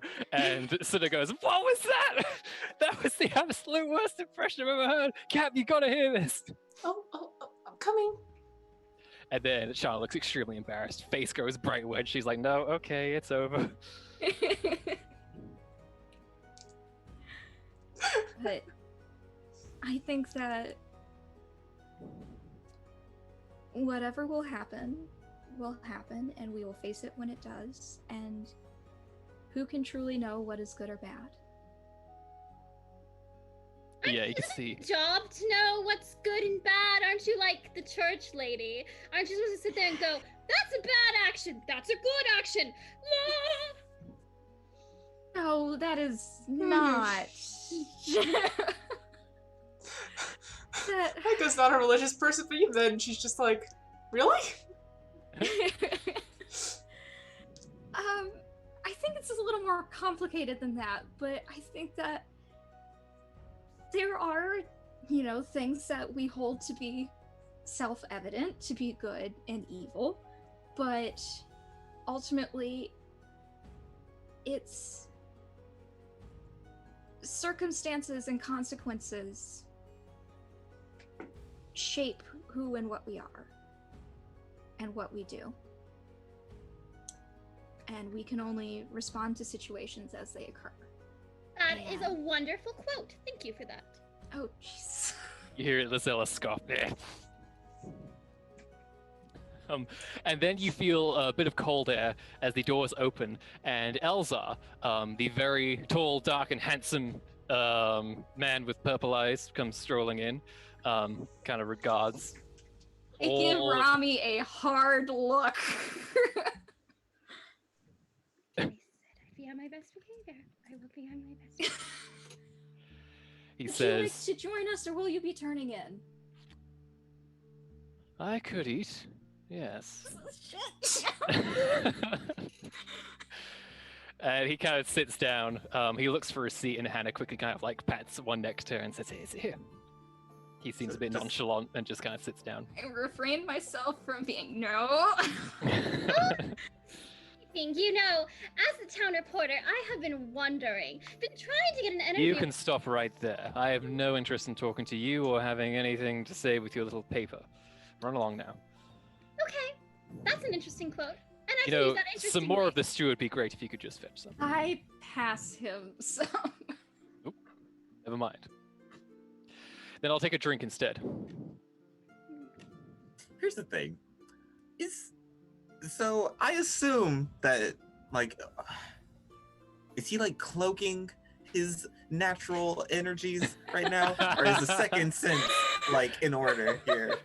Can we It feel is- the evil? It is fair to say, and I hate to pull my evil narrator powers on all of you, I think it is fair to say that a being this powerful can Right. easily mask and blend such things in without Okay, worrying too Cool. much. Just making sure.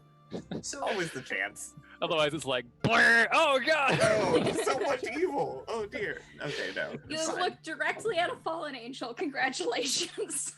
So remind me, do we all know about his status? No. we No, No, we don't not know at it's all. feud. don't. Okay. He explicitly what- said to why Val is if anybody Remy else so, finds out. like, into him. He's a Remy said stranger to in town. everyone. That's literally like, it's actually part of her cover is that she needs to aggressively go after anyone. Okay. Not only is he a stranger, he's a mysterious stranger. Who Val Okay. doesn't want to New. talk about. He is new in a small town. Okay. Exactly. So here's the thing: people are gonna gossip about him anyways. If I can get the story first, then I get to choose what gossip it is. Oh, okay. Yeah, so basically what you guys know is that this guy's name is Elsar. He showed up for vacation and Val has been housing him. Okay. That is But literally all you know. Well, in that case, I just say Nothing hi. more to and, you know, how's your vacation going so far? he makes, very curt small talk with most of you. Any questions that anybody asks, he's very quick to shut down. Hannah soon gets his attention, and he just kind of like begrudgingly goes, "Oh, what was it now?" Kind of like the two of them start talking a little bit. Hannah seems extremely good at just latching onto him and just like focusing his attention, and unfortunately shutting out Rami as well a little bit. No, actually, Rami's strategy currently is literally just to listen. Because Yes, perfect, excellent. Mhm. Why don't you, Rami, make a hearing test? Sounds weird to say, like a perception test, I guess. Yeah. Okay. Cool. Oh no, empathy. It'll be empathy. What am I talking about? Hearing. Empathy. I don't really have. I didn't put all the things in. Is that in? What is that in? Just Oh, perception. Sorry. perception. I guess, are you watching their dynamic? Are you just listening to what they're Oh, saying? Rami, some evil exarch powers just sprung on you with that roll. Yeah. No. It's Um, crappy. That was so bad. so- That's a very, very. That's a 7. Yeah. I don't hear anything. You hear the words, and you know what he's saying, and just every time you try and think about the words he's saying, you just sort of phase out a little bit. Like it's as though he's just the most boring person you ever met on the planet. Okay. Maybe And I'll I- just lie to make him more interesting. Perfect. During this time, Esmira focuses her attention towards you, Val, and says, Val, I don't think I've ever asked this of you, but you've come all the way from Jarzon, right? That's a long way from home. Well, it wasn't so terribly long, I wouldn't say.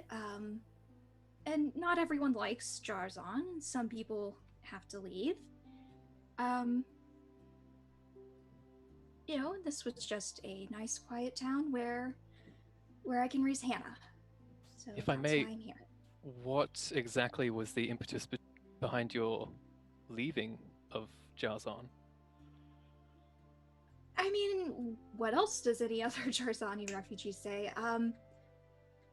It's an oppressive regime, it's violent, it's terrifying, you have no freedom to choose your own path.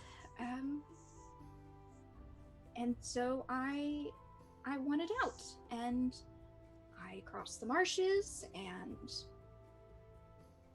I came here. Sounds like you don't have fond memories. I apologize if I'm being too intrusive. No, it's perfectly natural for you to wonder, and there is some fondness, but it's greatly outweighed by the negative. So I don't like to talk about it. Very understandable. And she very quickly springs up to the person next to her and just immediately starts another conversation without missing a beat. Blue, Dorothea is speaking to you a little bit. She is the carry-out or the wife of Esmira. It's fair to say none of you really know a whole lot about her outside of, you barely really know Esmira outside of, council business as well. So Dorothea kind of talks to you, Blue, and says, I never really got a chance to talk to a Raiden before. I suppose I'm just curious about what you think of Miniry and this entire situation, I suppose. Oh, well, Miniry's a very nice town. It's definitely the most I've ever really interacted with. Is there a better word for two legs? I feel like there's a better word for two legs. But I have two yet legs to is... find one. I sometimes call them folk. I'm just gonna say two legs. Yeah. It's just what he would say. It's the most I've interacted with two legs, and it seems to be going well. You've all made quite lovely people, and this is a very nice town. Yeah. Have you seen much of the world, Blue? Not too much outside of the Weald. I've seen a bit, I guess. He kind of leans on the table a bit and says, I do wonder what you would think of some of the larger sort of metropolitan areas we have. They are a sight to behold, but can be very daunting at the same time. Metropolitan? Big cities. Lots of stone. Well, Like what? He says, I was just speaking of some of the nearby places. Everybody should go to Aldous at least once, in my opinion. What is it like there? Of course, I've never really been. Is it like here, but bigger? So just like more buildings? She kind of smiles at Esmira as though she's about to share an inside joke and just says, well, first of all, marble everywhere. I mean everywhere. Everything you look, it's gleaming, it's beautiful, but you kind of get a bit sick of it after a while. There are amazing, luscious canals and gardens and amazing public works. It's a lovely place. And then there's the palace. Oh, the palace. Well, you must find a way to get there at some point, just to see some of the things that I suppose us two legs are capable of. Oh, I don't know. I mean, coming this far has been a lot. And how far is all this? She says, it's quite a few leagues away. It would be a very dedicated journey. Maybe one day, if if council business takes us there. There you go. And she says, it's not without its harsher side. Esmir and I are both from merchant families, and it can get a bit ruthless on that part of the kingdom. Ruthless like how? Well, you know how it goes. Everybody's always trying to make the best deal, always trying to get one step ahead of everyone else. Ran into a few rather unfortunate problems here and there. In fact, the way Esmir and I met, we were at a salon in Latia, trying to secure business partners, as it were. Never met before. I was approached afterward by some rather unpleasant person from high up in the Latian hierarchy, and he was being very loud and had a little bit too much to drink. Esmira comes up to him and just shoves him right into the nearest canal, like that. Esmira? Yes, I know. And, really? Esmira kind of looks and says, "You always tell this story. You don't have to tell this story." Love this story. And Dorothy leans in extra close to you, Rami, and says, apparently she was sent to secure a very important deal and it fell through. So Esmir was having a very bad day. And well, it manifested through this altercation, as it were. Fortunately for me, however, because it means I met the woman I fell in love with. That is adorable. Because the Esmira blushes a tiny bit, and she is not one to blush. I've been to Alden before, right? Like, I've definitely... Aldis, the country, Aldous, the city. Yes, the city. You absolutely have, yes. Yes, okay. Cool. Just double checking that. Okay. Great. That's quite the story. Wow. Never would have thought Esmera would push someone into a canal. That's Yes, well, the duel they had the next day was also quite a sight to behold. Let me a tell you. duel. Please go And- further on. You hear a scraping of a knife on a plate as Esmera just very gently puts the knife and fork down and says, "Darling, they don't want to hear such stories. Please." Oh no! I find this the most delightful conversation that's happened all dinner. It's not very interesting. It's a very boring story. Oh no! This is literally one of my favorites. Please continue. I have never been so happy to talk with you all. Esmera's social cues are just like going straight over Blue's head. Like, yeah, no, this sounds like a super interesting story. You can see her just like grabbing a napkin and just tightly grabbing it. I believe it's time for dessert. Who would like some pie? Elzar says, yes, bring out the pie. I would love some right now. Okay, I go to get the pie, making as much noise as possible. Val, take a conviction for that. For that social life preserver you just threw out. But can you at least tell me about, the city that's completely made of marble? That sounds so cool. Yeah, Dorothea goes into it. She talks about the trade houses and the marketplaces and the plazas that they have and the bridges leading all over, and she talks about the layout of how everything connects to the central palace area. And you probably find it very interesting, Micah, because it's on a scale that maybe you hadn't really conceived of before. It's all above ground? You guys are crazy. What if someone just swoops and attacks and things like that? That's amazing. She says, well, there are walls and defenses and such. But what about from like above in the What? She finds that extremely amusing and says, well, maybe you'll have to sell your services as a security expert once you've secured your position here. Well, honestly, my only option is to just take it all underground and never see the light of day again. So, might not. I don't think everybody would enjoy that a lot. No. Okay. Yeah. People are fickle like that. You guys are kind of picky about the whole sun thing. I don't really get it. It is a serious problem us surface dwellers have. Yeah. Who needs sun? Strange. Bonkers. So dessert is served. Is there anything anybody says? Just for the article, how long ago was that Latrian party? She says, oh, the salon where Esmir and I met. Oh goodness, yes, it's how so long- cute. I want to write a story about it. I am very interested Oh, in that. look at that. Esmir is just like, oh, how wonderful. I do so look forward to that story told through the lens of the local paper. And she's like doing her best to hold it together. But Dorothy is like, oh, that would be so lovely, wouldn't it? And then it'd be yes, memorialized. yes. We could hang it up. We could hang it in our house, darling. And Esmir is just like, dear. I will make sure to make it extra great. But about how long ago was it? Would you Esmir say? says through gritted teeth, I'll have to get a lovely frame for it. Dorothea says to you that it would be the start of their relationship, actually, so she remembers very well. It would be 20 or so years ago. Interesting. Cool. She mentions a merchant family called the Akroki, who apparently she had some very bad dealings with in the past, and they were kind of the biggest barrier that everybody had to overcome to secure these nicer trade deals.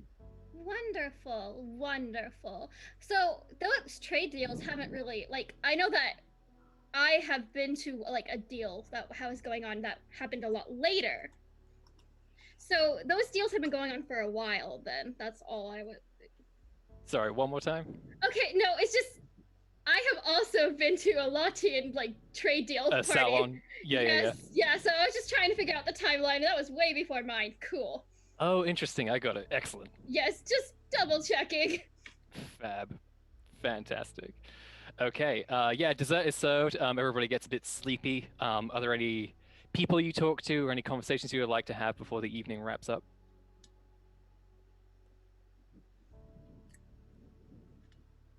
Sounds we're like good. no. Everyone's just like at the point Particularly. in the evening where everyone's just like, all right, I kind of want to go home now. Can we just wrap Yeah. this up? Like, but no one wants to be It's like the first to food is leave. gone. Why are we still here? Yeah.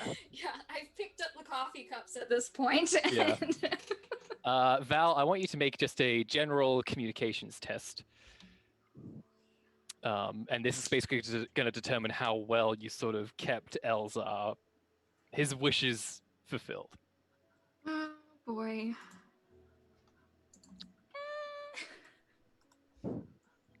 Rami, I would like you to make a 11. contested communications Oh test. no. Oh, See how well no. you do the opposite. Oh no, why would you do? Oh 15. no. Now I will say, both of you may use conviction if you would like.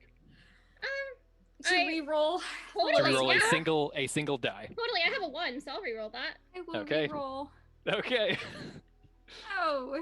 4! Oh. Wonderful! No. 4 plus 8 plus 5 plus 5. That's math. That's math. Val, you did your best, Apple. but Rami is an unstoppable force when she wants to be. It's cornered. Um, I have literally not been trying. I would like to split that out. I know.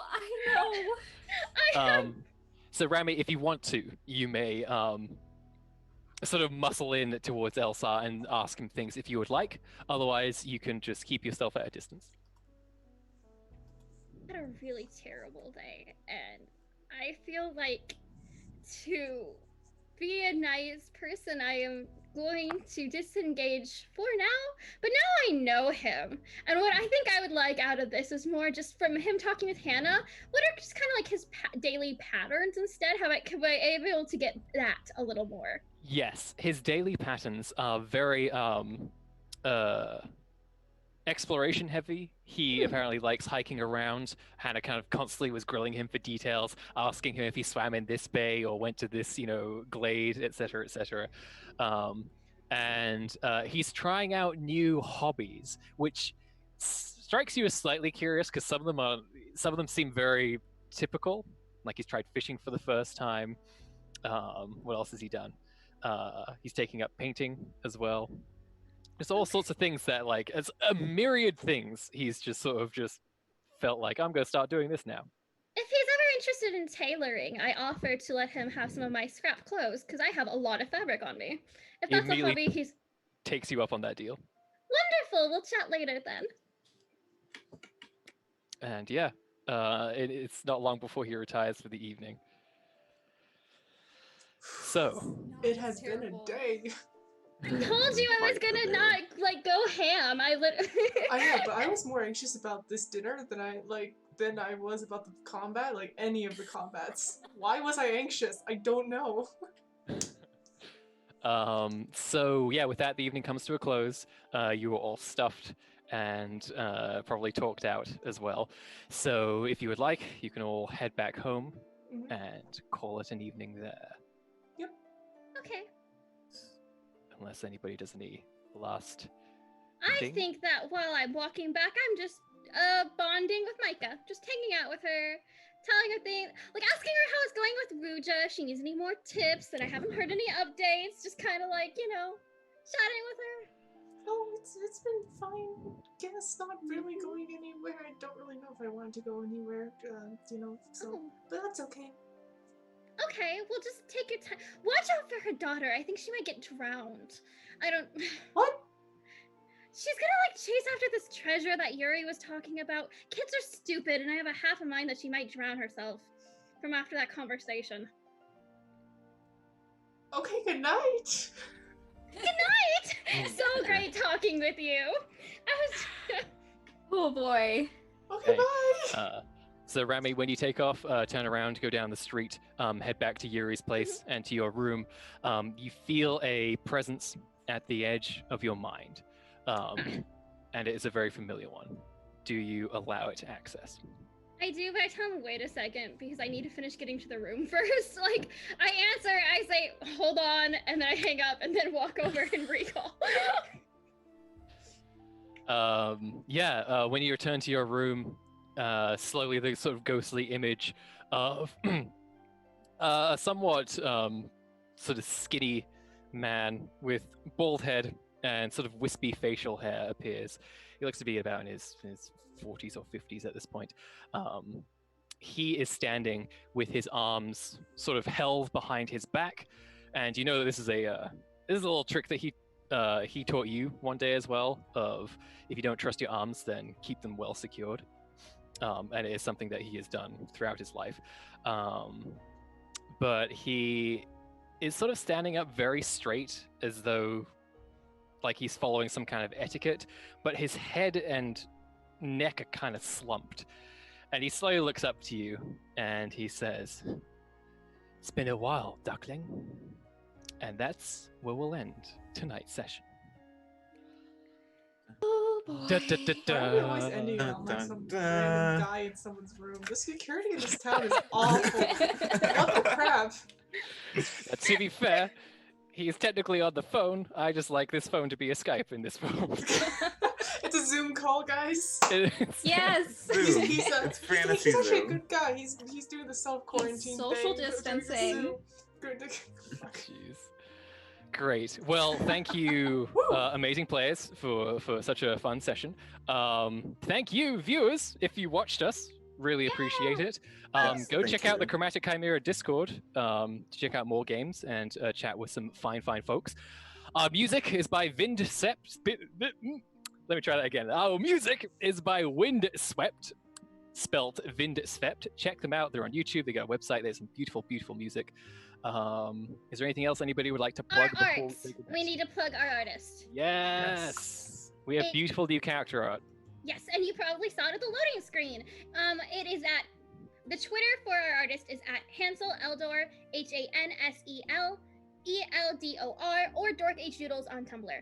They're great. They're amazing. He's done such a good job on our character. Beautiful watercolor. Go check out his stuff. It is truly jaw dropping, some of it. Yeah, that's all I've got. What about anything else? No, nothing to plug unless someone else has it. I think we're good. So, Yes. thank you all so much for joining us. We look forward to doing this again next week. Until then, bye. Bye. Bye, everybody. Thanks for Thank joining. you.